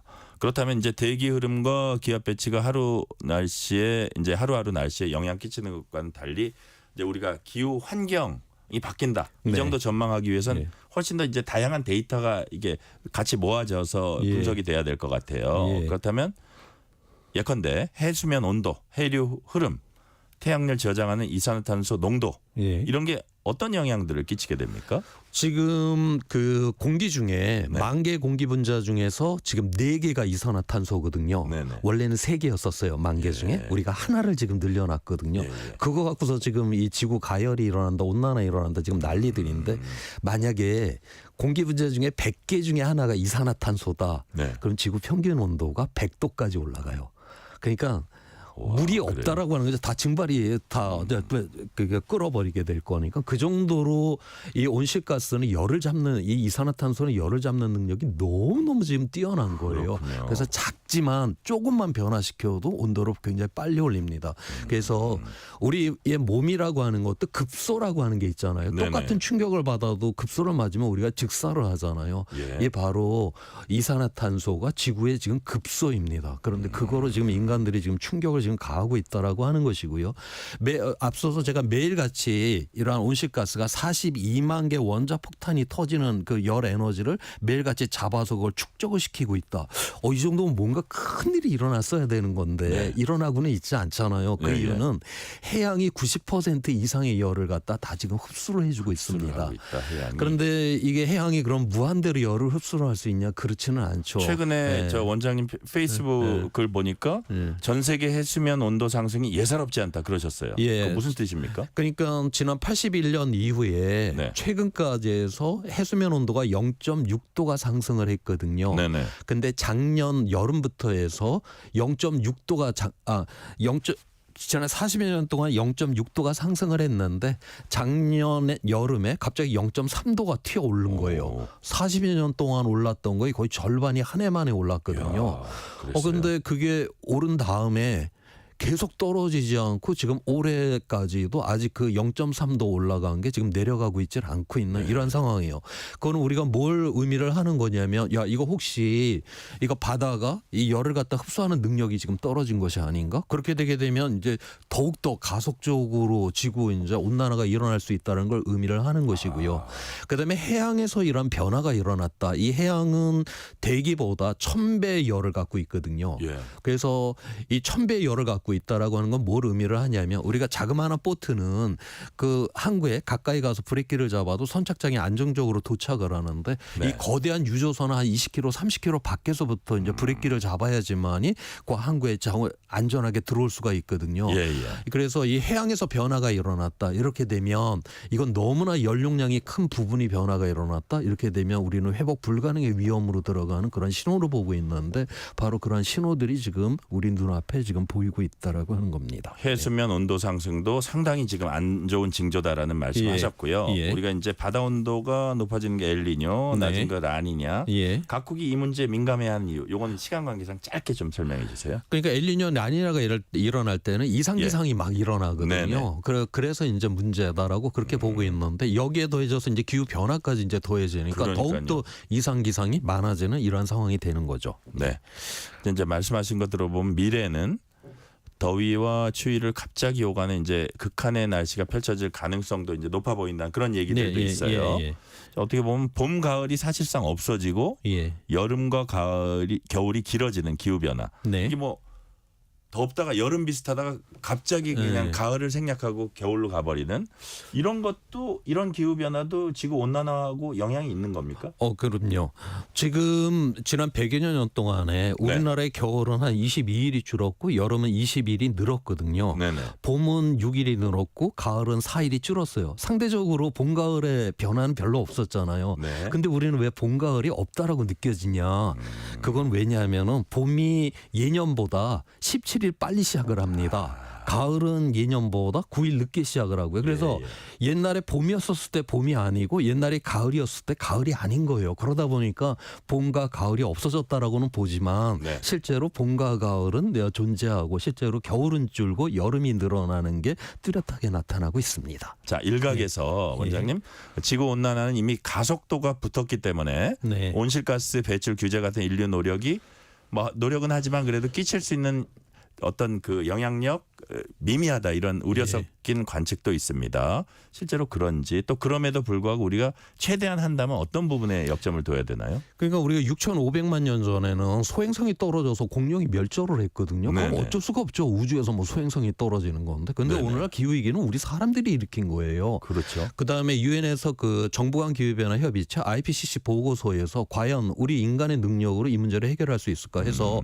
2030년까지 우리 인간이 갖고 있는 자본력, 기술력으로다 과연 우리가 이 기후위기를 막을 수 있는가 이런 분석을 다 해봤더니 충분히 가능하다라고 하는 이런 연구 결과까지 다 나와 있습니다. 아, 그래요? 예, 다만 이거는 지금 현재로는 안 되고 지금 상황을 우리가 다 바꿔내야 되잖아요. 굉장히 좀 귀찮고 번잡스럽고 이러한 일들을 우리가 다 해야지만이 바로 우리는 기후위기로부터 막을 수가 있다. 그래서 돈 없고 기술 없어서 기후위기를 못 막는 건 결코 아니다라고 하는 게 바로 유엔의 IPCC의 분석 결과입니다. 그러니까 예. 그거는 이제 각 국가들이 어느 예. 한 국가가 노력한다고 되는 건 아니고 예, 모두 함께 이제 그러한 모든 그러한 투자와 기술을 동원을 해서 이 기후위기를 막아야 한다라고 하는 거죠. 네. 오늘 말씀은 여기까지 듣겠습니다. 지금까지 조천호 전 국립기상과학원장이었습니다. 원장님 감사합니다. 예. 뉴스레터 K 1부 마치고 2부가 이어집니다.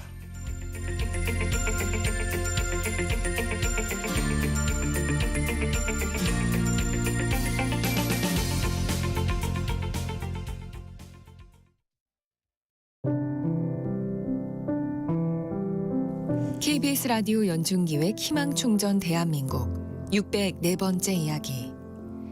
안녕하세요. 아나운서 유지원입니다. 10살 예은이는 선천성 청각장애를 가지고 태어났습니다. 부모님 역시도 모두 청각장애인인데요. 누구보다 장애의 어려움을 알기에 예은이의 부모님은 딸의 치료를 위해 최선을 다했습니다. 다행히도 예은이는 3살 무렵 양쪽 귀 모두 인공와우 지원 수술을 받을 수 있었고 부모님보다는 청력 기능이 조금은 더 나은 상태가 되었습니다. 세상의 소리를 온전히 들을 수는 없지만 친구들과의 대화는 편안하게 이어갈 수 있는 예은이. 하지만 요즘 들어 예은이의 마음은 불안하기만 한데요. 인공와우기의 기능이 점점 떨어지면서 자꾸만 멀게 들리는 소리. 교체 시기가 다가왔지만 정부 생활급여로 생활하는 지금으로선 1,000만 원 정도의 수술비를 감당할 여력이 없는 예은이네. 아이에게 평생의 아픔을 물려준 것 같아 너무도 미안한 아빠와 엄마는 막막한 현실에 또 한 번 눈물을 흘립니다. 예은이가 수술을 통해 세상과 아름답게 소통할 수 있도록 여러분의 마음과 사랑을 전해주세요. 여러분의 따뜻한 손길이 희망의 빛이 됩니다.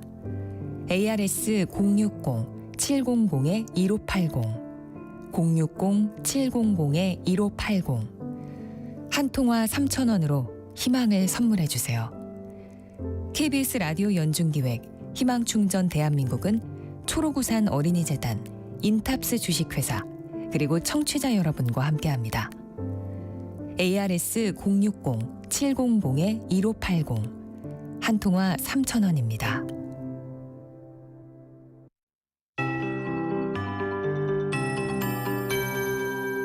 KBS 58분 날씨. 내일부터 모레 사이에 상당량의 비가 내리겠습니다. 전국적으로 30에서 100mm, 많은 곳은 150에서 250mm의 비가 쏟아지겠고요. 동해안 등에는 300mm 가까운 비가 내리겠습니다. 비 피해 없도록 주의하셔야겠습니다.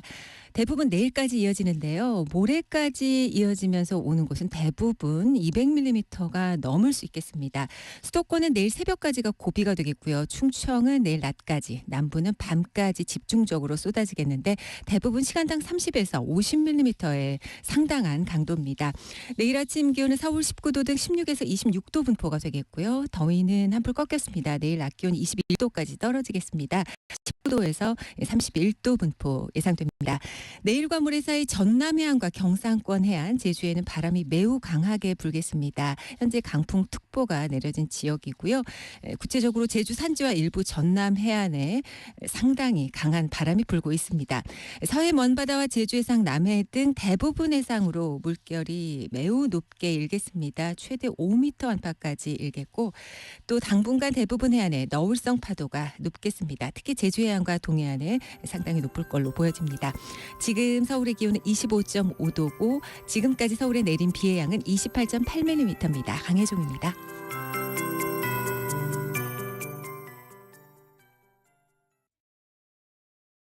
정성을 다하는 국민의 방송 KBS가 6시를 알려드립니다.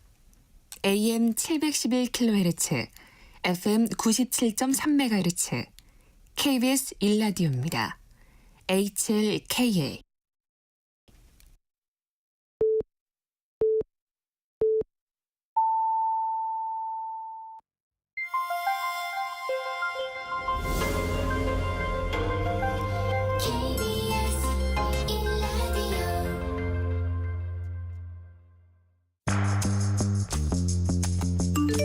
여러분은 지금 퇴근길 시사편지 한 장, KBS 1라디오 뉴스레터 K를 듣고 계십니다.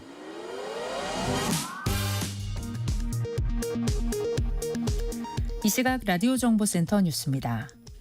대선 과정에서 허위 발언을 한 혐의로 재판에 넘겨진 이재명 더불어민주당 대표에게 검찰이 징역 2년의 실형을 구형했습니다.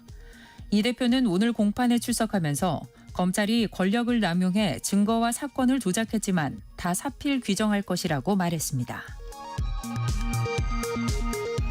더불어민주당이 정부가 계엄을 선포할 때 국회 동의를 받도록 하는 내용 등을 담은 계엄법 개정안을 발의했습니다. 국민의힘은 이에 대해 찐명 친위 부대가 계엄을 빙자해 벌이는 쿠데타라고 지적했습니다. 체코를 공식 방문 중인 윤석열 대통령은 오늘 공개된 체코 언론 인터뷰에서 자체 핵무장 없이도 북핵 위협을 실질적으로 억제 대응할 수 있는 체제가 구축됐다고 말했습니다. 문재인 전 대통령은 9.19 평양 공동선언 6주년 행사의 기조연설에서 지금 한반도 상황은 한국전쟁 이후 가장 위험한 상황이라며 평화를 위해서는 대화밖에 다른 길이 없다고 강조했습니다.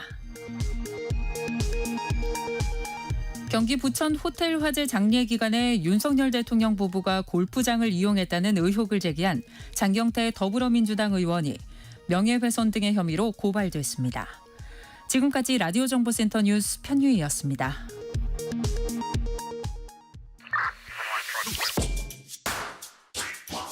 뉴스의 진수를 보여주는 인터뷰, 뉴진수.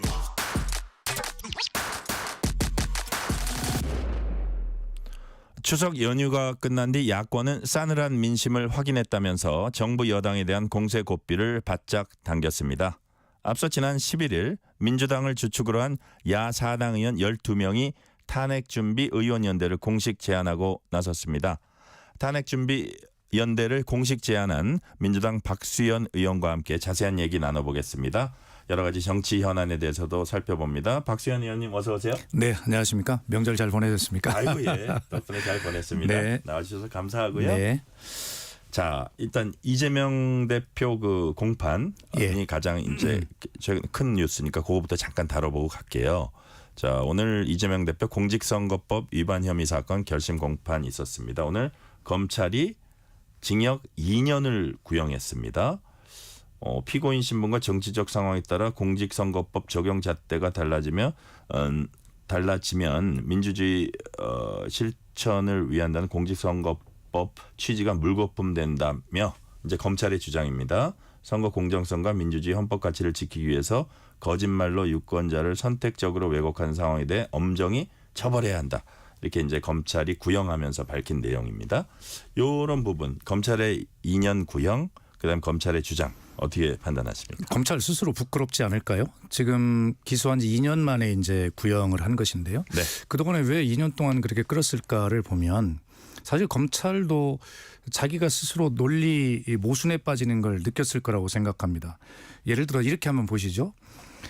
윤석열 대통령께서도 지난 대통령 선거 때 김건희 여사의 도이치모터스 주가 조작과 관련해서 네. 단 1원도 이득을 본 적이 없다. 손해만 봤다. 그리고 손을 뗐다. 이렇게 말씀하셨는데 그 뒤에 밝혀진 사실은 23억 원의 이익을 장모와 함께 본 사실이 드러났고요. 그리고 그 통장 계좌들이 이용한 것이 속속 드러나고 있지 않아요? 자, 그렇게 본다면 검찰이 이재명 대표에게 이렇게 가혹한 잣대를 대놓고 그러면 윤석열 대통령과 김건희 여사에게는 어떤 잣대를 대려고 그러죠? 정말 겁이 없는 거 아닙니까? 어쨌든 그런 걸 떠나서 정말 이재명 대표에게 공직선거법 위반이라고 적용이 된 그 혐의들을 보면 김문기 도시개발 1처장을 잘 모른다라고 했다는 건 아닙니까? 그것이 제1야당 대표 경기도지사를 지냈고 대통령 후보를 지냈던 이재명 후보에게 2년 만에 대표에게 2년 만에 징역 2년을 구형할 일일까요? 국민이 그렇게 생각하실까요? 다른 건 모르겠습니다. 그러나 이것은 너무 가혹하고 무리한 기소에 따른 예정된 구형량인데 그러나 앞으로 법원의 판단은 그렇지 않을 거다. 그리고 지난 공판 과정에서 어떤 검찰이 무리하게 기소하고 있다라고 하는 새로운 사실들이 속속 드러났기 때문에 이건 검찰의 희망사항이지 법원의 판단은 다를 것이다. 이렇게 생각합니다. 공판에 출석하면서 이재명 대표가 작심하고 발언을 했습니다. 검찰이 권력을 남용해서 증거와 사건을 조작했다. 그렇지만 다 사필 규정할 것이다. 모든 일이 역사에 남고 국민들이 판단할 것이다. 법원이 제대로 판단하고 정의롭게 결정할 것이다. 이런 발언을 한 배경이 뭘까요? 그러니까 이제 제가 이재명 대표에게 네. 뭐 전에 개인적으로 보낸 문자에 이런 걸 보낸 적이 있어요. 대표님 힘내셔라. 김대중 대통령께서는 사형 선고를 받으시고도 결국 대통령이 되셨다. 결과적으로 사필 규정 아니겠습니까? 정의와 진실이라고 하는 것은 언젠가는 반드시 드러나게 돼 있고 지금 검찰이 무리한 기소 그다음에 선택적 기소는 본인들이 하는 것이죠. 그런 일들에 의해서 지금 마치 징역 2년형에 해당하는 엄청난 잘못을 한 것 같지만 결과적으로 이재명 대표 말대로 정의와 진실은 사필 규정할 것이다. 아까 제가 말씀드린 법원의 판단을 좀 지켜보시죠. 예. 네.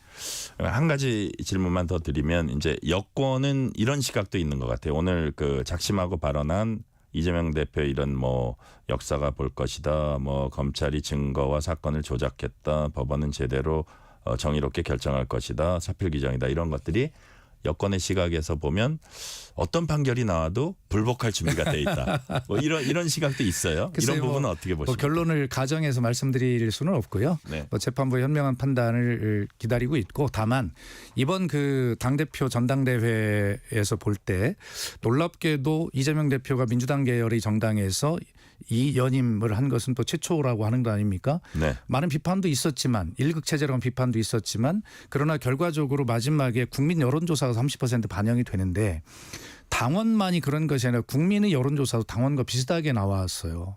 그것은 뭐냐면 이재명 대표에게 흠결이 있어도 지금 이 정도 윤석열 정권에서 하는 이 정도를 가지고는 도저히 봐줄 수가 없겠다. 이재명 대표 무리하더라도 당대표에서 반드시 민주주의를 회복하고 윤석열 정부가 가는 길을 국정 운영 방향을 바로 잡아라라고 하는 국민의 의사가 공히 반영되고 있다는 것을 저는 사필 규정으로 가는 그런 어떤 큰 근거로 저는 보고 있습니다. 예. 네. 자, 추석 연휴가 끝나자마자 민주당 포함한 야권이 정부 여당을 향해서 공세 수위 높였습니다. 김민석 민주당 최고위원. 뭐라 그랬냐면 국민 분노가 임계점에 달해서 심리적 정권 교체가 시작된 초입 국면이다. 이렇게 말을 했습니다. 의원님, 심리적 정권 교체가 시작됐다. 동의하십니까? 당연히 동의하는데요. 김민석 수석 최고위원이 굉장히 말씀을 조심해서 정제해서 한 것 같은데. 세게 한 거 아니에요? 아닙니다. 예. 심리적 정권 교체요? 그게 네. 아니라 이미 심리적 탄핵 상태에 돌입했다. 이렇게 표현을 해야 맞다고 생각하고요. 네, 통상 이런 때 보면 추석 민심이 어땠습니까? 정치인들에 묻지 않습니까? 네. 네, 되게 명절 때 시장을 돌아보거나 하면 여야 공이 따끔하게 혼을 내시는 게 일반적인 유권자들의 말씀이세요. 그리고 특히 제 지역구가 이제 충남 공주부여 청양인데 굉장히 보수적이고 점잖으신 곳 아닙니까? 그런데 이번에 정말 제가 객관적으로 많은 것을 듣고 말씀을 드리려고 노력을 했습니다. 네, 어제 그쪽에선 주로 무슨 말씀 많이 하십니까? 그래서 제가 페이스북에 글을 썼는데 이렇게 예, 예. 썼어요. 추석 민심, 진짜 이런 말씀들을 많이 하셔요. 윤석열 대통령이라고 이름까지 다 부르시지 않지만 박 의원 제발 좀 윤 좀 어떻게 해봐.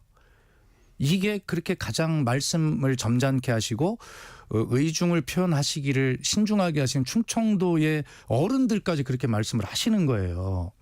그만큼 민생이 힘들고 하다는 것인데 아마 제 정치 인생 23년 중에 이렇게 단호하고 단순하게 말씀하시는 민심은 처음 봤어요. 그렇기 때문에 김민석 수석 최고가 심리적 정권 교체의 초입 단계 이렇게 표현했지만 또 뭐 사회자님 아시다시피 제가 말을 그렇게 세게 하는 사람이 아니지 않습니까? 네. 근데 있는 그대로 민심을 전달하면 민심은 이미 심리적 탄핵 상태에 들어가 있다. 그것이 숫자로 나타나고 있지 않습니까? 이런 말씀을 좀 이렇게 단호하게 드리는 것은 네. 여당과 또 대통령실이 저같이 예를 들어서 말을 강하게 하지 않는 사람도 이 정도면 어느 정도인가를 잘 알아들어서 정말 이 윤석열 정부를 잘 성공시켜서 국가와 국민을 위하는 길로 갔으면 좋겠다라고 하는 진심의 충정입니다. 네. 자, 어떻게 좀 해봐 말씀을 하셨는데 그걸로 이제 다 포함을 한다고 하셨는데 네. 조금 더 구체적으로는 어떤 뭐 먹고 살기 힘들다 물가 뭐 이런 얘기도 합니까? 이제 그런 것들이 다 포함된 이야기 중에 그래요? 이제 대개 대통령님의 국정 운영 방향이 잘못됐다라는 것을 한마디로 표현하고 계신 것이죠. 제가 편의점에 들어가 보면요, 재래시장 물가 이런 건 말할 것도 없고 편의점 같은 데가 대체로 매출액에 크게 그렇게 경기에 변동을 안 타는 곳인데 네. 전년도 전전년도에 반반 막 계속 4분의 1토막이 나고 있는 거죠. 그만큼 힘든 것인데 그래서 그것을 다 포함하는 표현으로 윤 좀 어떻게 해봐. 근데 그 얘기는 탄핵해라 그런 얘기는 아니실 거예요. 좀 대통령 좀 어떻게 정신 차려서 좀 민생을 잘 하는 방향으로 지난 강서구청장 재보궐선거 때 끝나고 국민의 말씀은 다 옳다 바꾸겠다. 그리고 총선 때도 그렇게 말씀하셨고 근데 전혀 변화가 없으신 거잖아요. 그런 측면에서 국민들이 정말 바보가 아니시지 않습니까? 왜 야당에게 발목이 잡혀서 국정이 어렵다고 그렇게 말씀하시면 그러면 지금 여론조사 수치상으로 나오는 구체적으로 수치를 말씀드리진 않겠습니다만 그런 숫자를 보여주는 국민은 그러면 잘못된 겁니까? 그런 것들에 대해서 여론조사에 일희일비 않겠다라고 하는 그러한 뻔한 말씀하지 마시고 이것이 민심의 현 주소다라고 하는 것을 좀 빨리 윤석열 대통령과 대통령실 그리고 정부 여당이 국민의힘이 이걸 잘 알아들어서 제발 좀 빨리 바꿔서 좀 인기를 회복하기 바라요. 그것이 민생이 사는 길이고 국민이 잘 되는 길이라는 다시 한번 정말 야당 의원이지만 충심으로 드리는 말씀입니다. 진심으로 말씀하시는 진심입니다. 거죠? 예, 예. 네네.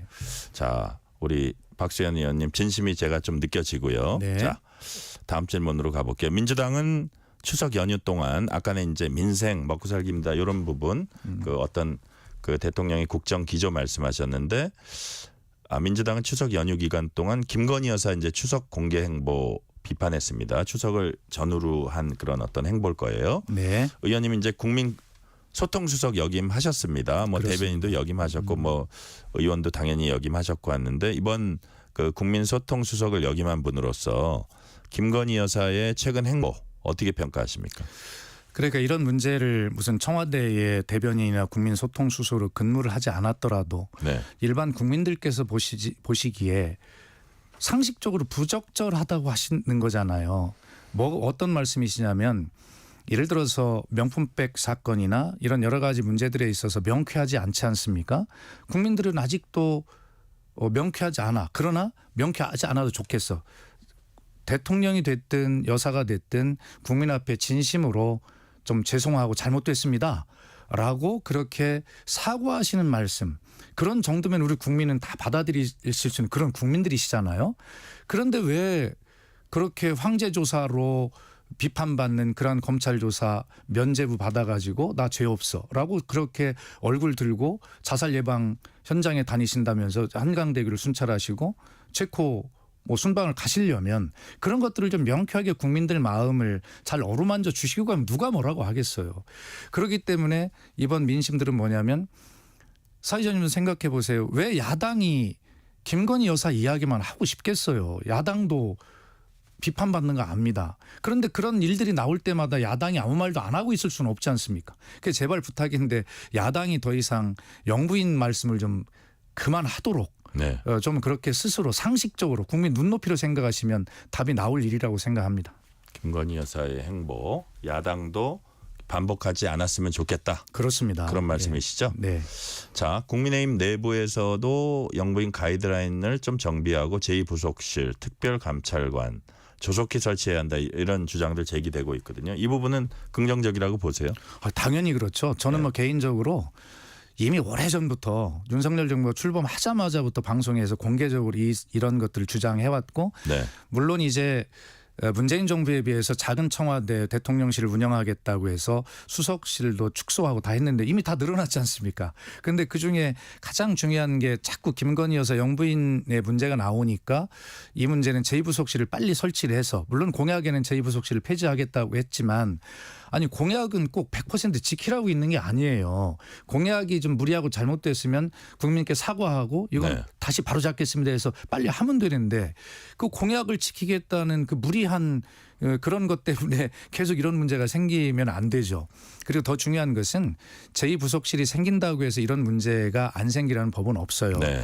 다만 영부인께서 대통령께서 인식을 빨리 바꾸는 것이 중요하고 거기에 제2부속실이라고 하는 어떤 전문적 도움을 받으시면 훨씬 더 지금보다는 안정적인 대통령실이 되지 않겠나라고 하는 것이고 그 공약은 꼭 어기시고 하여튼 제2부속실 빨리 설치하시고 본인들 스스로 변하셔서 전문적 도움을 받으셔서 아주 좋은 행보하시면 될 것 같습니다. 네, 지금 저희는 민주당 박수현 의원과 얘기 나누고 있습니다. 아까 이제 사과 말씀을 하셨는데 뭐 네. 대통령 부인이 됐건 대통령이 됐건 사과하고 뭐 그러면 훨씬 더 좋지 않느냐 하셨는데 어쨌든 지금 수사하고는 또 별개긴 하죠. 그렇지만 사과를 하면 훨씬 더 이렇게 국민들 마음이나 이런 데 도움이 되고 이거를 나중에 풀어나가는 데 도움이 될 것이다. 그럼요. 지금 수사 결과에 대해서 국민들이 면죄부 수사라고 생각하시는 국민들이 훨씬 많은 것 같아요. 제가 네. 볼 때는. 그런데 만약에 그렇다 하더라도 진심으로 국민께 사과를 드리면 그렇게 좀 부족해 보이는 수사 결과고 마음에 들지 않은 수사 결과지만 그것까지도 국민은 받아주실 그런 준비가 돼 있으시다고 생각해요. 사과가 그만큼 중요하다. 중요하죠. 우리 예. 국민이 얼마나 착하신 국민들입니까. 그래서 그런 부분들을 간과하지 마셔라라고 하는 다시 말씀드려 충심의 충언입니다. 예. 네. 자, 의정 갈등이 장기화되고 있습니다. 의료 공백도 장기화되고 있고요. 그래서 사실 이번 추석 연휴가 상당히 걱정하시는 분들 많아서 정부에서도 이제 나름 이런저런 대책을 마련해 가지고 일단은 넘겼습니다. 단순히 이번 추석 연휴에 어떤 정부의 뭐 대책이라 그럴까요? 이런 부분은 어떻게 평가하십니까? 정부의 대책이라는 게 뭐가 있었습니까? 가서 경증인 분은 더 중증인 분에게 응급실을 양보해 주십시오라고 한 것밖에 더 있습니까? 그리고 생각만큼 큰 사고 대란은 일어나지 않았다라고 그렇게 안도하는 분위기지만 그러면서 붙인 이야기가 뭐냐면 전에 비해서 경증 환자들 한 30% 정도가 응급실을 찾지 않은 덕이다 이렇게 이야기를 했어요. 정부가 무엇을 했습니까? 국민이 알아서 판단해서 응급실을 안 가셨다고 대통령실도 인정하고 있지 않습니까? 어쨌든 좀 더 책임감이 있었으면 좋겠어요. 그리고 저 같은 국회의원들도 국회의원인데도 정말 이번 추석 때 아프면 안 되지?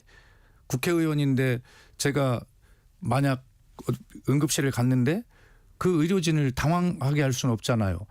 다른 국민 일반 시민들이 와 계신데 국회의원이라고 저를 먼저 봐주면 얼마나 큰 논란이 되겠어요. 네. 그런 논란 만들지 말아야죠.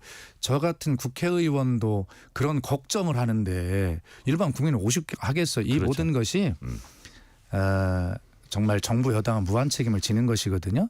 그래서 변명하지 마시고 정말 책임 있게, 또 야당도 이 문제에 대해서는 협조하고 있지 않습니까? 그래서 함께 좀 손을 붙잡고 책임 있게 풀어보자 이렇게 말씀드립니다. 자, 추석 연휴 기간에도 국민의힘 한동훈 대표는 의료계에 접촉했다고 하고요. 예. 이재명 민주당 대표도 종교계에 중재를 당부하기도 하고 이제 여야가 분주히 움직이고 있는데 지금 과연 지금 가장 이제 의료단체 뭐 16개 중에 가장 핵심이 되는 게 의협이나 전공의협의회 뭐 이런 걸 거예요. 이 문제에 있어서는.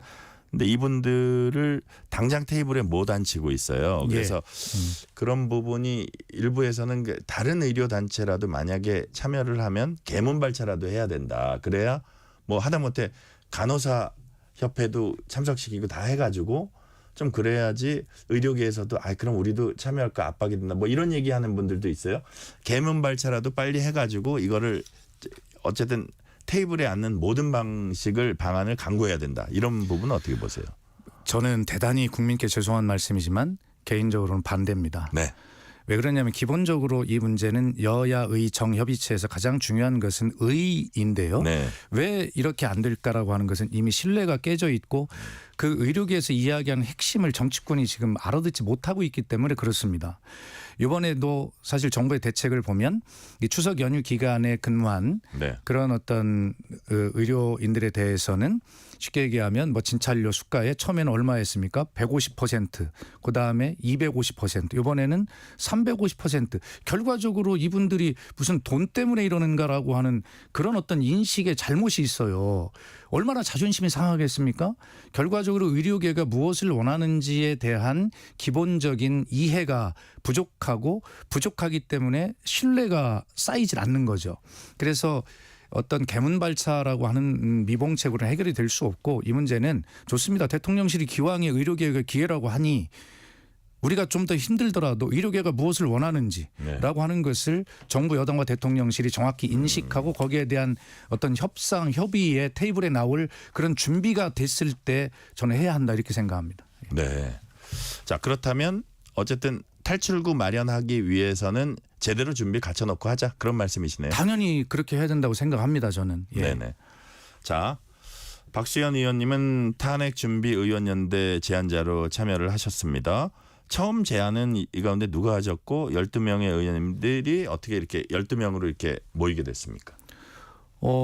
우선 그 제안자 중에 보면 민주당이 9분이 계신데요. 네네. 그 중에 이제 저와 상임위를 같이 하는 민영배 의원과 네. 양문석 의원이 저랑 셋이 옆자리 쪼르륵 같이 앉아 있는데 뭐 이런 이야기를 많이 나누다가 제가 이야기를 동의를 했습니다. 네.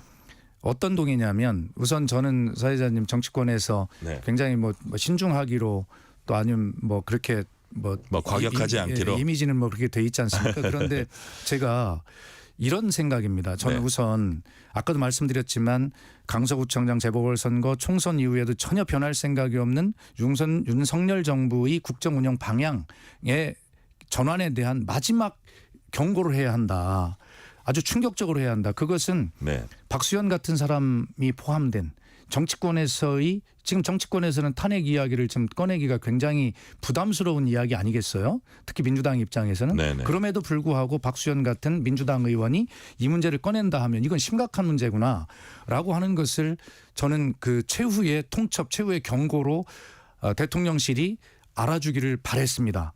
그다음에 두 번째는 국정농단 때 정치권은 아무 일을 하지 않았고 결과적으로 국민이 그 추운 찬겨울에 아스팔트 위에서 촛불을 들고 탄핵을 이루었잖아요. 네. 정치권은 빚을 졌습니다. 이번에 만약 탄핵할 일이 있다면 국민들을 다시 이 추운 겨울에 아스팔트로 나오시게 할 수가 없어요. 국민에 대한 도리는 아니다. 예, 그래서 네. 이번에는 탄핵의 요소가 있다면 헌법과 법률을 위반한 거니까 아직 그런 것들을 우리가 확신할 수 없지만 네. 이번에는 정치권에서 국민을 광장으로 나오시게 하는 아니라 있다면 정치권에서 제도적 법률적 탄핵을 준비하는 것이 국민에 대한 도리다. 그래서 준비 모임입니다. 지금 당장 탄핵을 현실화하자는 것은 아니죠. 그래서 그런 어떤 이유 때문에 저는 찬성을 했고 명단도 처음에는 비공개로 하자는 의견이 있었습니다. 저는 명단도 공개해야 한다고 생각을 했어요. 하여튼 뭐 그런 이 역시도 국민에 대한 충정입니다. 네. 자, 이제 의원님 얘기 들어보니까 국민들을 뭐 이렇게 막 그 찬바람 쐬우면서 이렇게 또 광장에 나오게 들어가기 전에 의원들이 먼저 이제 준비한다 이런 그 취지시고 또 최후 통첩이고 최후 경고다 이런 말씀을 하셨는데 근데 지금 말씀하신 대로 또 지금 당장 헌법상 법률상 아주 그 탄핵을 할 만한 심각한 어떤 구체적인 사안이 뭐 드러났다거나 그런 단계는 아닌데 미리 이제 준비하신다는 건데 본래 탄핵이라는 게 드러난 다음에 준비하는 거지 준비하고 있다가 그게 발견이 되면 한다는 게 약간 앞뒤가 바뀌었다는 이런 또 지적도 있어요. 그런데 사회자님 맞습니다. 그럴 수도 있는데요. 저희들 정치를 오래 해본 사람인데 네. 그리고 저는 청와대에서 오래 근무를 해본 사람이잖아요. 네. 이 정치라고 하는 것이 좀 방송에서 어떨지 모르겠습니다만 표현이 교도소의 담장 위를 걸어가고 있는 행위라고 하잖아요. 그만큼 정말 민감한 문제입니다. 직권 남용이라든지 권력의 남용, 뭐 불법과 합법의 차이가 그렇게 아주 민감한 것이거든요. 그런데 저희가 볼 때는 솔직하게 말씀드려서 불법적 요소가 너무 많습니다. 그러나 그것을 법률적으로 어떻게 현실화할 것인가 하는 문제는 또 별도의 문제이기 때문에 네. 사실은 어떤 불법적 요소에 대한 확신을 가지고 있으나 그러나 그것이 법과 제도에 의해서 현실화되도록 하여튼 준비는 해야 되겠다라고 하는 것 사례들을 모아내고 뭐 그런 것이지 지금 현재 아무것도 없는데 우리가 그냥 뭐 그렇게 한번 해볼까라고 하는 그런 것이 아닙니다. 예. 자, 청취자님이 이렇게 들으셨나 봐요. 이런 질문을 하시네요. 4808님이 말씀 듣다 보니 국회의원은 응급실도 우선 치료 대상인 것처럼 들리는데 네. 사실인가요? 아유, 그건 잘못 들으셨죠. 그렇죠? 그건 아니죠. 네. 네. 약간 오해하신 것 같고요. 네. 자, 마지막 질문 하나 드릴게요. 문재인 정부 초대 대통령 비서실장 지낸 임종석 전 실장이 어제 이제 9.19 6주년 기념식 기조연설에서 통일하지 맙시다. 두 국가 현실 수용하자. 평생을 통일을 과업으로 해서 이렇게 사실 어떻게 보면 살아온 걸로 알려진 임 전 실장이 왜 이런 입장을 보였을까요? 아니 그러니까 임 전 실장이 통일을 하지 말자 네. 뭐 그런 거겠습니까? 그런 것이 아니라 네. 여러 번 그 어제의 기조연설에서 강조를 했습니다만 현 시점에서 통일 논의는 비현실적이라는 것입니다. 자 보십시오. 윤석열 정부의 지금 어떤 대북 어떤 노선이나 흐름이라고 하는 것은 지금 굉장히 강한 입장을 가지고 있지 않아요? 그리고 북한 역시도 실제로 그 이번에 연초에 진행한 노동당 전원회의 최고 인민회의를 통해서 공식적으로 남북 관계를 적대적인 두 국가 관계로 규정해버렸어요. 이미 남쪽을 주적으로 규정했습니다. 네. 그리고 대남 사업 기구들을 정리하는 수순에 들어가 있죠. 조국 통일 3대 원칙을 이미 폐지해버렸어요. 조국 통일 3대 헌장 기념탑을 철거해버리고 남북 맺은 모든 합의들을 사실상 무효화해버렸어요. 선언해버렸어요. 북한의 상황이 볼 때 통일 논의를 하기에는 너무나 심각한 거죠. 우리 대한민국은 어떻습니까? 우리도 마찬가지예요. 그러니까 지금 삐라가 오고 가고 오물 풍선이 오고 가고 뭐 이런 상황이 되지 않아요? 상황이 그렇다고 통일 논의를 하지 말자, 뭐 두 국가 인정하자 이런 식으로 선제적으로 할 필요가 있냐 이거죠. 아니요. 그런 임종석 비서실장의 뜻도 거기에 담겨 있는 것이 아니라 네. 이렇게 남북 양국이 어떤 정말 한민족 또 통일을 지향하는 그러한 어떤 가치로 함께 나아가는 노력을 하기에는 이 양쪽의 상황이 너무나 절망적이다. 그러므로 오히려 여기에서 통일을 이야기하는 것이 정말 이게 맞느냐라고 하는 오히려 평화에 대한 더 갈증스러운 그런 표현을 네. 저는 그렇게 반호법적으로 역설적으로 했다 이렇게 생각합니다. 아, 그렇게 해석을 하시는군요. 네네. 자, 말씀은 지금까지 여기까지 듣겠습니다. 지금까지 민주당 박수현 의원이었습니다. 말씀 감사합니다. 아유, 정말 감사합니다. 네. 실시간 교통정보 알아보겠습니다. 교통정보센터 서휘영 리포터 나와주세요. 네, 비가 내리는데 퇴근 차량들이 늘면서 곳곳에 사고가 발생했습니다. 먼저 서울 시내 올림픽대로 하남 쪽 가양대교 4차로에 발생한 사고로 방화대교부터 밀리고요. 반대 공항 쪽 정체가 심한데요. 영동대교부터 막히는데 정체 끝쪽엔 방화대교에 있는 사고까지 있어서 더 혼잡합니다. 고속도로는 서울 양양고속도로 양양 쪽 내린천 휴게소와 조금 지나 상남 6터널 1차로에 승용차 추돌 사고 있습니다. 영동고속도로 인천 방향 동수원 나들목 진입로에 사고 나서 갓길에서 처리 중이고요. 지나서 반월터널까지 좀 답답하고 군자 분기점부터 정체입니다. 중앙고속도로 부산 쪽 남원주 진출로에도 미끄럼 사고 있고요. 중앙고속도로 지선 양산 방향 양산 분기점에 화물차 사고 여파로 진입하려는 차량들 밀리고 있습니다. 서해안고속도로 서평택 분기점에서 화성휴게소까지 비봉에서 팔곡터널까지 정체고요. 나란히 가는 평택 시흥고속도로 시흥 쪽은 조암 지나 남한산까지 흐름 답답합니다. 경부선 서울 방향 안성 분기점과 수원 지나기 어렵습니다. KBS 교통정보센터였습니다.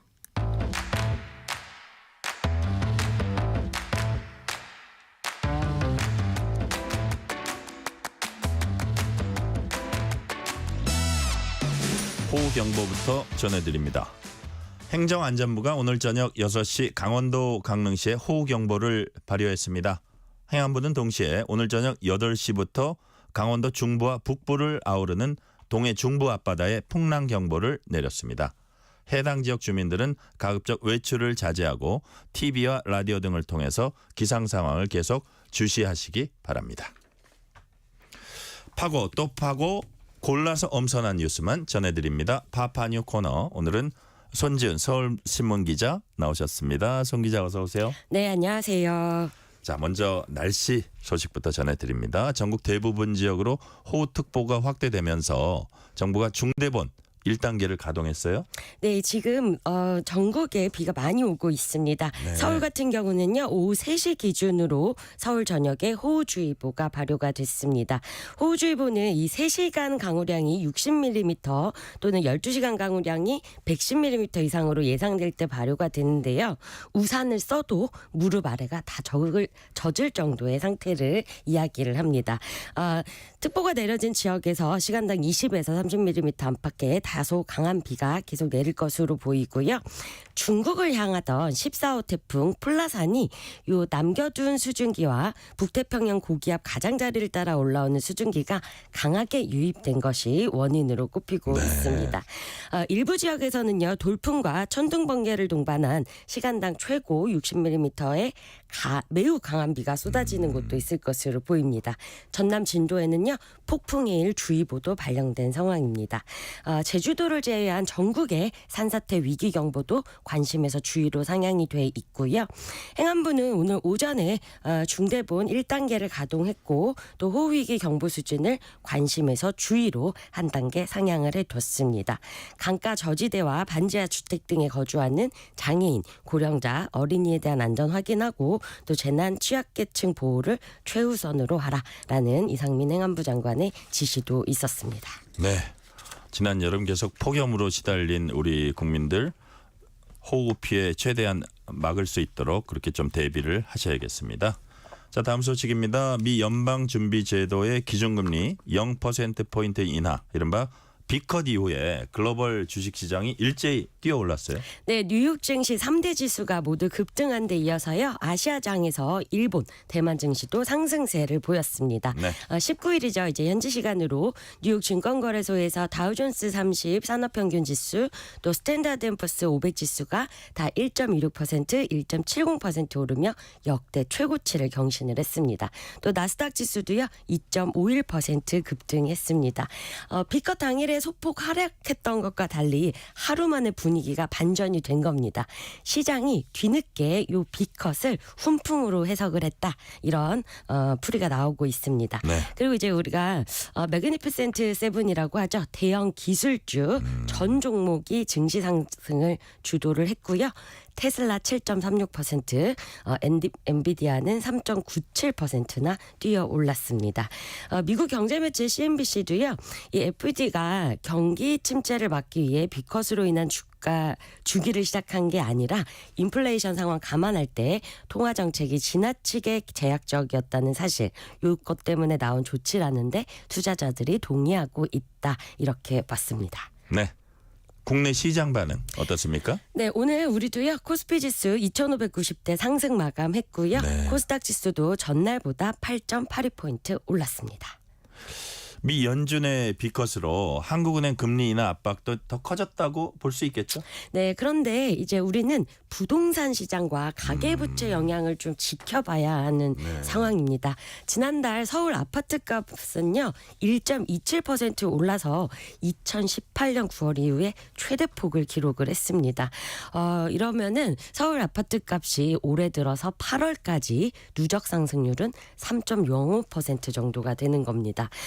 부동산 시장 열기에 지난달 주택담보대출도 12조 4,370억 원, 역대 최고치를 경신을 했기 때문에 한국은행이 곧 금리 인하에 나설 것이라는 전망 속에서 이 정부가 가계부채 관리와 내수 활성화에 정책 역량을 집중하겠다라고 밝혔습니다. 네, 이번엔 중동으로 가봅니다. 최근에 레바논에서 무장단체 헤즈볼라 대원들이 쓰던 무선 호출기 수백 대가 터졌습니다. 그런데 이번에는 무전기가 연쇄적으로 또 폭발을 했어요? 네, 무전기 수백 대가 동시에 폭발을 해서 최소 20명이 숨지고 450명이 다쳤다고 레바논 보건부가 밝혔습니다.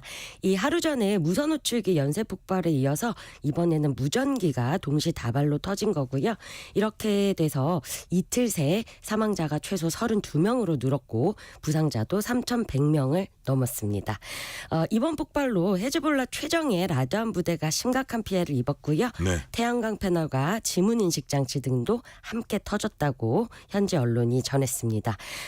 연이은 무선 호출기 삐삐죠. 그리고 무전기 폭발에 이스라엘 정보기관 개입설이 제기되고 있고요. 모사드. 네, 그리고 이스라엘도 공격 수단이 많이 남아 있다. 라면서 배후설을 간접적으로 시인했습니다. 실제로 이제 뉴욕 타임스가 보니까 모사드가 2년 전에 유령 회사 차려가지고 제조 과정에서 아예 기기에 폭발물을 심은 뒤에 헤즈볼라에 공급해야 돼 이런 보도도 또 나오고 있더라고요. 네, 그래서 이 전체적인 과정이 100단계가 완벽했던 작전이다 이런 평가가 나왔습니다. 100단계 완벽했던 삐삐 작전이다. 이건 또 무슨 얘기입니까? 네, 이제 가디언에 따르면 전문가들이 요 폭발물이 심어진 수천 개의 삐삐와 무전기가 헤즈볼라 요원들 손에 넘어갈 수 있는 데까지 요 이스라엘이 설립한 유령 회사가 제조 단계부터 생산 유통까지 장기간에 걸쳐서 철저하고 은밀한 사정 과정을 거쳤다. 이렇게 전문가들이 분석을 했습니다. 자, 그러니까 이게요. 수년 전부터 유럽에 유령 회사를 먼저 차려놓고 기회를 엿보다가 살상력이 높고 탐지가 어려운 특수 군용 플라스틱 폭탄을 장착한 통신기계를 헤즈볼라에 판매를 한 겁니다. 이 공급망도요 굉장히 고의적으로 혼란스럽게 만들어놔서 추적도 어렵게 했고요. 그래서 지금 현재 사건 수사 중인 헝가리 당국 또 불가리아 보안기관이 굉장히 어려움을 겪고 있는 것으로 전해집니다. 그리고 이 헤즈볼라의 지도자가 휴대전화 사용을 금지하면서 삐삐와 무전기가 필요하다는 점 요거를 미리 간파를 했고요. 폭발 5개월 전에 요 삐삐와 무전기들을 공급을 한 겁니다. 그래서 이 지도자의 메시지 가짜 헤즈볼라 지도자 메시지 전송되고 수초 뒤에 메시지 확인하려던 차에 딱 폭발하도록 요거까지도 시간을 다 맞춰 둔 겁니다.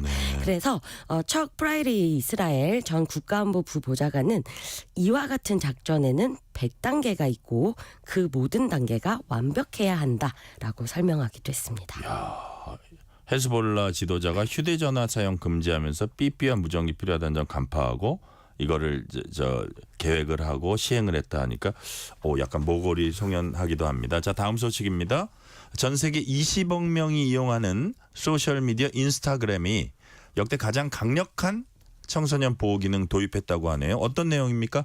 네, 인스타그램 모기업인 메타 플랫폼이요. 17일부터 미국과 영국, 캐나다, 호주에서 인스타그램에 가입하는 18세 미만 사용자에게는 10대 계정으로 요 계정 자체를 전환했다고 밝혔습니다. 이 10대 계정에서는요. 민감한 콘텐츠가 제한이 되고요. 또 인스타그램에 60분 이상 접속을 하면은 너무 많이 보고 있다. 네. 이런 알림을 받게 됩니다. 밤 9시부터 아침 7시까지는요. 수면 모드가 활성화되고요. 이렇게 되면 알람이 꺼지고 쪽지에는 자동 답글이 전송되는 이런 방식을 택했습니다. 기존 계정이 있는 청소년은 앞으로 60일 안에 10대 계정으로 옮겨지고요. 유럽연합의 10대는 올해 말에 계정이 조정이 됩니다. 그리고 나머지 국가 우리를 네네. 포함해서요. 우리는 이제 내년 1월부터 이 계정 전환이 적용되는 겁니다. 그러니까 가장 큰 변화는 청소년 이용자들의 계정을 외부인들이 마음대로 볼 수 없도록 비공개 설정된다 이런 거죠? 네, 청소년들이 직접 허용하지 않으면은 네. 사진이나 영상에 접근하는 것이 제한되는 겁니다. 네. 그리고 성적이나 폭력적인 컨텐츠를 알고리즘이 아예 추천하지 못하도록 해서 노출도 제한을 합니다. 또 부모의 관리 감독 기능도 대폭 강화한 것도 큰 변화입니다. 이 자녀 계정과 연결을 하면은 부모가 자녀가 지난 일주일 동안 누구와 채팅했는지도 네. 직접 확인해 볼 수 있습니다. 이전까지는요. 자녀가 동의해야만 이런 기능을 쓸 수 있었는데 이제는 계정만 연결하면은 자동으로 작동이 되는 겁니다. 네. 이게 이제 딥페이크나 이런 범죄하고도 좀 이런 조치들이 관련이 있는 것 같고 또 이제 어린 청소년들이나 젊은 세대들이 인스타그램 통해서 어떤 뭐 소비를 조장한다든지 뭐 그런 것들도 다 가만히 된 것 같아요. 맞습니다. 네. 네네. 그리고 자, 그런데 한국에는 내년 1월부터 도입할 예정이다 이런 얘기가 있어요. 네, 이제 메타 플랫폼에서는 각 국가별로 이제 시행 시기를 단계별로 이제 조정을 해서 우리도 내년 1월부터 도입이 되고요. 네네. 우리도 이 디지털 성범죄 위협이 이미 굉장히 심각한 상황이라서 빨리 적절한 조치들을 취해야 한다라는 목소리 계속 나오고 있습니다. 그리고 전 세계적으로 네. 규제 움직임에 소셜미디어의 정책도 변화하고 있기 때문에 우리도 디지털 성범죄로부터 아이들을 지키는 방안 적극적으로 마련해야 한다라는 지적도 계속되고 있습니다. 오늘은 디지털 성범죄로부터 아이들을 지키는 방안 적극적 마련해야 한다. 여기까지 듣도록 하겠습니다. 지금까지 손지은 서울신문 기자였습니다. 말씀 감사합니다. 감사합니다.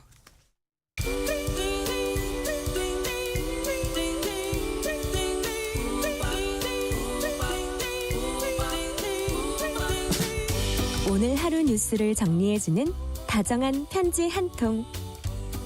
KBS 1라디오 뉴스레터 K.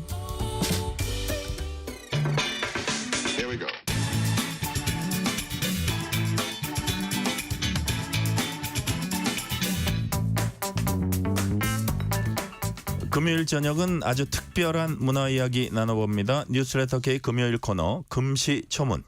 어디 가도 못 듣는 문화 이야기 전해주실 김영대 음악평론가 나오셨습니다. 김영대 평론가님 어서 오세요. 네, 안녕하세요. 김영대입니다. 자, 평론가님. 네. 추석 연휴 어떻게 잘 보내셨어요? 오랜만에 좀 쉬었습니다. 아, 그래요? 네. 사실 푹 쉬는 게 사실은 연휴예요. 그죠? 네, 그렇죠. 사실 어디 가는 것도 예. 가끔은 좀 피곤하게 느껴질 때가 있어서 그러니까. 진짜 아무것도 안 하고 가만히 그냥 뭐 아무렇지 않게 뭐 음악을 듣는다든지 영화를 본다든지 그게 더 휴식일 때가 있죠. 충전하고 오셨는데 지금 얼굴이 좋습니다. 우리 평론가님. 자, 유난히 뜨거웠던 여름, 오늘은 가을비가 공기를 좀 식혀주고 있습니다.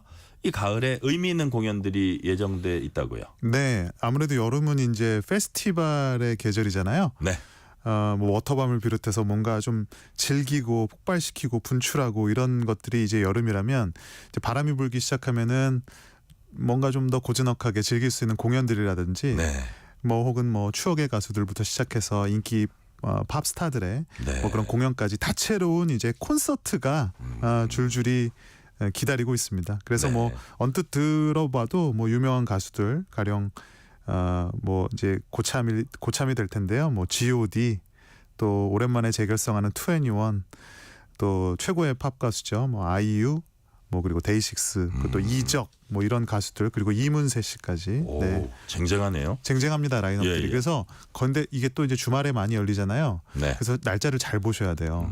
안 그러면은 이제 선택에 주말에 같이 이제 있는 경우가 그런 경우가 있어요? 굉장히 많아요. 근데 이게 저같이 이제 취재를 해야 아이유냐, 되는 이문세냐, G.O.D냐 이런 뭐 거네요. 그런 거죠. 그러니까 저같이 또 평론가나 특히 기자님들은 취재를 해야 되잖아요. 예, 예. 그럼 이게 굉장히 난감한 경우가 많아요. 예. 조금 더 보고 싶은 건 자기가 가고 좀 덜 보고 싶은 건 후배 보내고 그러면 되죠. 자, 정확히 하시는데요. 그런데 평론가님 네. 저 라이브 음악 좋아하세요? 좋아요. 저는 사실 페스티벌은 저의 에너지와는 좀 레벨이 맞지 않아서 그렇게 즐기진 않는데 콘서트는 특히 이제 라이브에 강한 콘서트 그 가수들이 있잖아요. 네. 그런 가수들은 어떨 때 보면은 음반에서보다도 오히려 무대에서 조금 더 빛을 발하는 가수들도 있고요. 그리고 이제 그 무대 체질 정말. 맞아요. 예, 그리고 예. 콘서트의 매력이라는 게 또 그런 건 것 같아요. 절대적인 기량은 우리가 CD를 듣는 게 더 완벽한 기량일지는 몰라요. 근데 네. 직접 가서 내가 듣는다라는 거가 왠지 내가 그 사람하고 소통을 하는 것 같고 호흡을 하잖아요. 호흡을 하는 거죠, 관객들하고. 실제로. 예. 그리고 더 중요한 거는 그걸 좋아하는 같은 음악을 좋아하는 사람들끼리 또 호흡을 한다는 거예요. 그러니까 그 가수를 내가 즐기는 것도 있지만 그 가수를 보고 좋아하는 나와 닮은 수많은 사람들을 한 공간에서 볼 수 있다라는 게 한편으로는 이렇게 취향이 막 분화되고 이런 사회에서 뭔가 좀 안도감을 주기도 해요. 그러니까 나랑 똑같은 걸 좋아하는 사람들이 이렇게나 소속감도 많구나. 느끼면서. 소속감을 느끼게 되는 거죠. 약간 상승작용도 일으킬 것 같아요. 있죠. 이 감정에. 네. 자, 직접 가시는 공연 있으세요? 저도 좀 닥쳐봐야 할 것 같은데. 아, 그래요?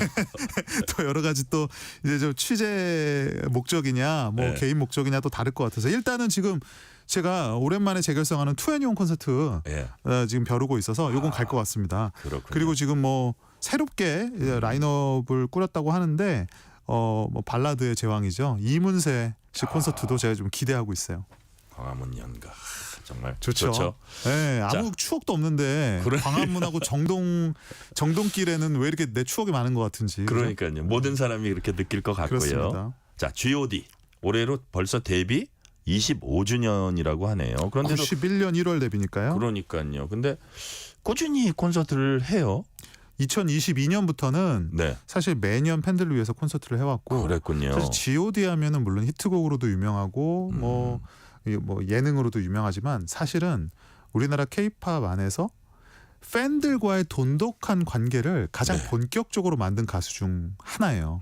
사실 G.O.D를 왜 좋아하냐라고 물어보면 예. 많은 사람들이 노래도 좋고 뭐 무대도 좋지만 팬들과 그 가수가 함께 나이 들어가고 함께 챙겨준다라는 그 어떤 소속감, 연대감 같은 것들이 유독 좀 강한 가수이기도 강했고 합니다. 그게 사실상 처음 시작하다시피 한 그렇죠. 아, G.O.D가 떴던 소위 말해 떴던 그 계기를 잘 봐도 예. 오히려 사람들은 G.O.D의 그런 평범한 인간적인 매력 같은 거에 반한 그런 아이돌로서는 굉장히 독특한 모델을 제시한 그룹이거든요. 되게 친숙한. 네, 네네. 그래서 뭐 데뷔 25주년 동안에도 역시 탄탄한 팬덤을 구축을 하고 있고 당연히 이 G.O.D 본인들도 그게 어떤 G.O.D의 핵심적인 매력이고 동력이라는 걸 잘 이해를 하고 있어요. 그래서 그러니까요. 항상 그들을 지켜준 그 팬클럽 팬덤에 대한 감사 표시를 잊지 않고 있습니다. 그렇군요. 뭐 김태우, 박준영. 그렇습니다. 뭐 예능에서 네. 또 친숙해진 그런 덕도 본 것 같고요. 그러니까 이상하게 스타잖아요. 네. 박준영 씨라든지 뭐 쭈니라고도 하고 뭐 김태우 씨도 그렇고. 근데 이상하게 G.O.D라는 그룹은 이웃집 저기 저 이웃 만나보지 않았는데 아는 사람 같은 느낌이죠. 네, 근데 이거는 네. 특히 오래 활동할 수 있는 가수로서는 대단한 이게 어떻게 보면 능력이고 그러니까요. 재능이고 축복입니다. 자, 대표곡 어머님께 하늘색 풍선 당연히 이제 부를 텐데 평론가님은 G.O.D 곡 중에 어떤 노래 가장 좋아하세요? 좋아하는 노래가 있어요, 사실. 네. 보통날이라는 노래예요. 보통날. 네. 그 연인과 헤어졌는데 네. 오늘이 특별한 날일 줄 알았더니 헤어졌는데 다시 보통날로 돌아온 거예요. 거기서 느끼는 쓸쓸함. 한 소절만. 보통날이네요. 어느새 이렇게. 이야, 느낌이 확 오는데요. 자, 더 잘 불렀어야 되는데. 자, 이번 콘서트에서 특별히 기대되는 것도 있습니까? 그 이번에는 그 멤버들 스스로가 네.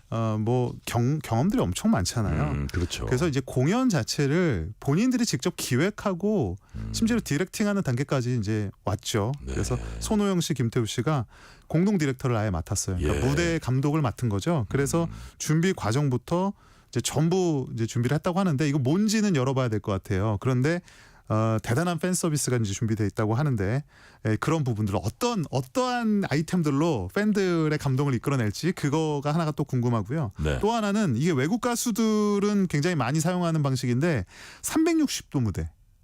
360도인데 막 그러니까 돌아가는 거예요? 그렇죠. 그러니까 가수가 무대가 있으면은 그 모든 360도로 관객이 다 이렇게 배치가 되는 거죠. 배치가 된다. 네네네. 이게 이제 외국 가수들은 특히 락 그룹들은 많이 하는 포맷인데 이게 우리나라에서는 흔치 않거든요. 네, G.O.D 콘서트 역사상 또 뭐 처음으로 시도된다고 하니까 무대나 객석이 배치를 아주 잘해야겠네요. 네.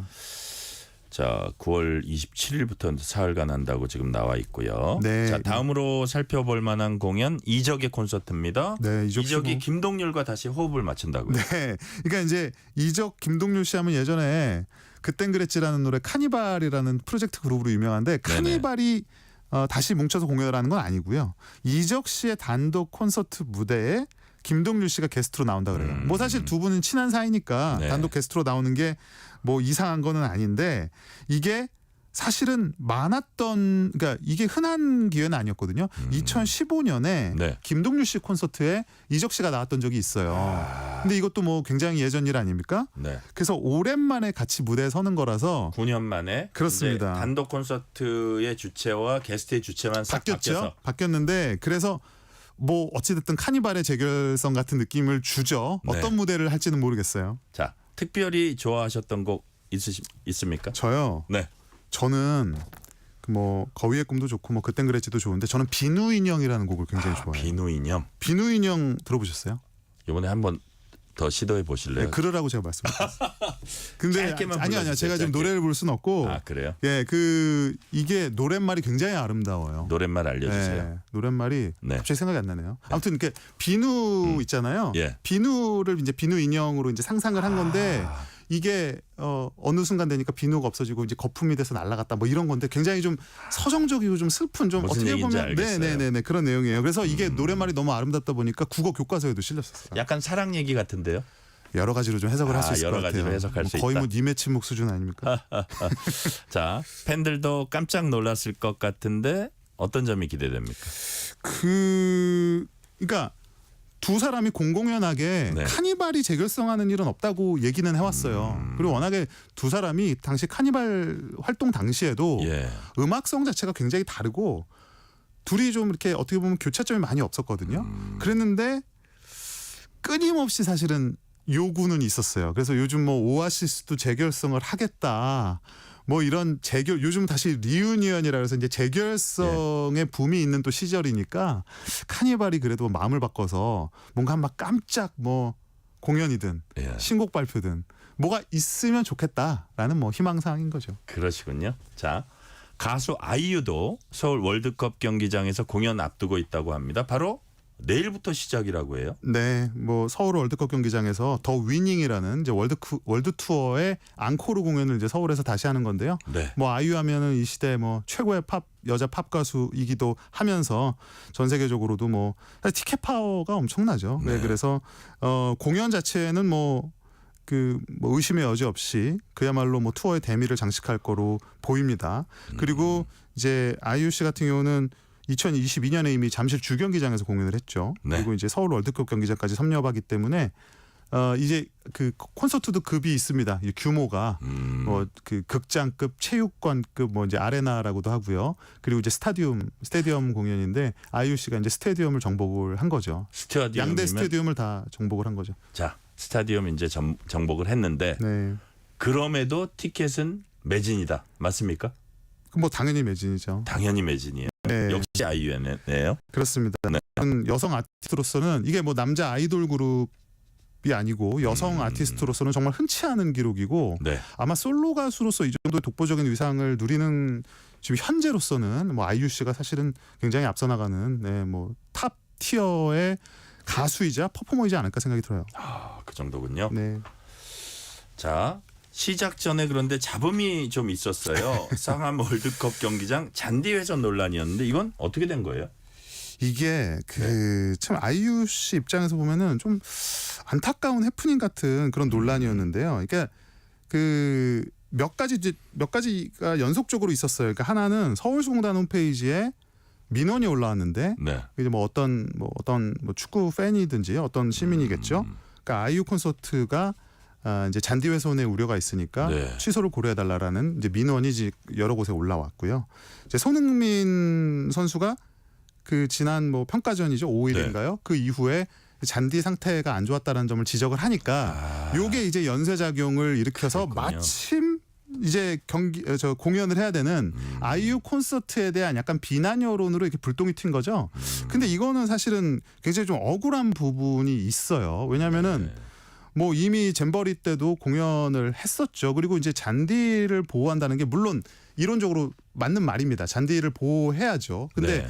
잔디를 보호한다라는 게 이게 이 경기장을 전용 경기장으로 만든 게 아니라 이미 대관을 하는 거가 이 방침인 거잖아요. 네네. 그러면은 그 방침에 맞추어서 여러 가지 투자, 시설 투자와 관리에 대한 노력을 통해서 적어도 이게 가수 거기다가 수익을 벌어주는 가수에게 불똥이 튀는 일은 없어야 되는 건데 이 부분에 대해서 이제 공단 측과 서울시 측에 대한 이제 아쉬움, 비판의 목소리가 나오고 있는 거죠. 왜 그랬냐면 이 이후에 네. 이제 아이유 측도 그 비난을 의식을 해서 최소한의 피해가 가도록 그러니까 피해가 가지 않도록 최선을 다하겠다라고 보호하도록 하겠다라고 했고 그런데 서울시가 마침 또 이거를 앞으로는 그러면 내년부터는 그라운드석을 판매하지 않겠다. 아 그래요. 근데 이 멘트가 원론적인 멘트일 수는 있습니다만 이게 듣기에 따라서는 이 아이유의 팬들이나 케이팝을 좋아하는 이 공연장을 정당하게 빌렸고 거기다가 이게 이 공연장 이 전체적인 경기장의 수익을 보자면요. 네. 이 가수들이나 케이팝 가수들이 벌어다 주는 게 굉장히 많습니다. 엄청난 그렇군요. 수익을 벌어다 주거든요. 예. 그러면 그 수익을 가지고 얼마든지 투자를 하면 되거든요. 그러니까 이거는 왜 저 개인적으로 아쉽다고 보냐면 그럼 외국의 사례는 어떤가? 그 뭐 유명한 웸블리 구장이라든지 네네.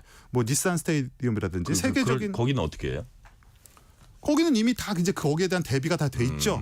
그래서 뭐 훼손은 안 시키면서도 할 수 있는 훼손이 되더라도 예. 뭐 5일 만에 복구가 된다라든지 네. 그리고 그런 잔디 품종 같은 거에 대한 개발도 굉장히 열심히 해서 그런 것까지 감안해서 또 비용을 받을 수도 있겠네요. 그렇죠. 근데 네네. 사실은 그거가 선행되지 않고 네. 지금 일단 피해가 발생을 할 것이 예상되고 축구 측에 뭐 축구협회나 축구 선수 측에 불만이 있을 것으로 예상이 되니까 네네. 이거를 가수에게 좀 책임을 전가하는 거가 좀 아쉬운 부분이라는 그 지적이 저는 굉장히 설득력 있어 보입니다. 네. 자 말씀 잘 들었고요. 김영대 평론가님이 오늘 금시초문 오늘 코너 고정 출연으로는 마지막 출연입니다. 그렇습니다. 앞으로도 저희 뵐 기회 많겠지만 그 청취자 여러분께 인사 말씀 한마디 부탁드릴게요. 네, 뭐 더 많은 얘기를 들려드리고 싶은데 일단 이 코너에서는 인사를 드리고요. 뭐 더 다른 기회가 있으면 와서 또 생생한 소식들 많이 전달해 드리도록 하겠습니다. 감사했습니다. 꼭 그럴 기회 있을 겁니다. 네. 여기까지 말씀 듣겠습니다. 지금까지 김영대 음악평론가였습니다. 말씀 감사합니다. 고맙습니다. 오늘 뉴스레터 K는 여기까지입니다. 콘서트를 앞둔 G.O.D의 대표곡 하늘색 풍선 오늘 끝곡으로 함께 듣겠습니다. 커피 쿠폰 받으실 분들은 뉴스레터 K 홈페이지 확인해 주시고요. 오늘도 여러분과 함께 진심으로 함께 해주셔서 진심으로 감사드립니다. 지금까지 뉴스레터 K 전종철입니다.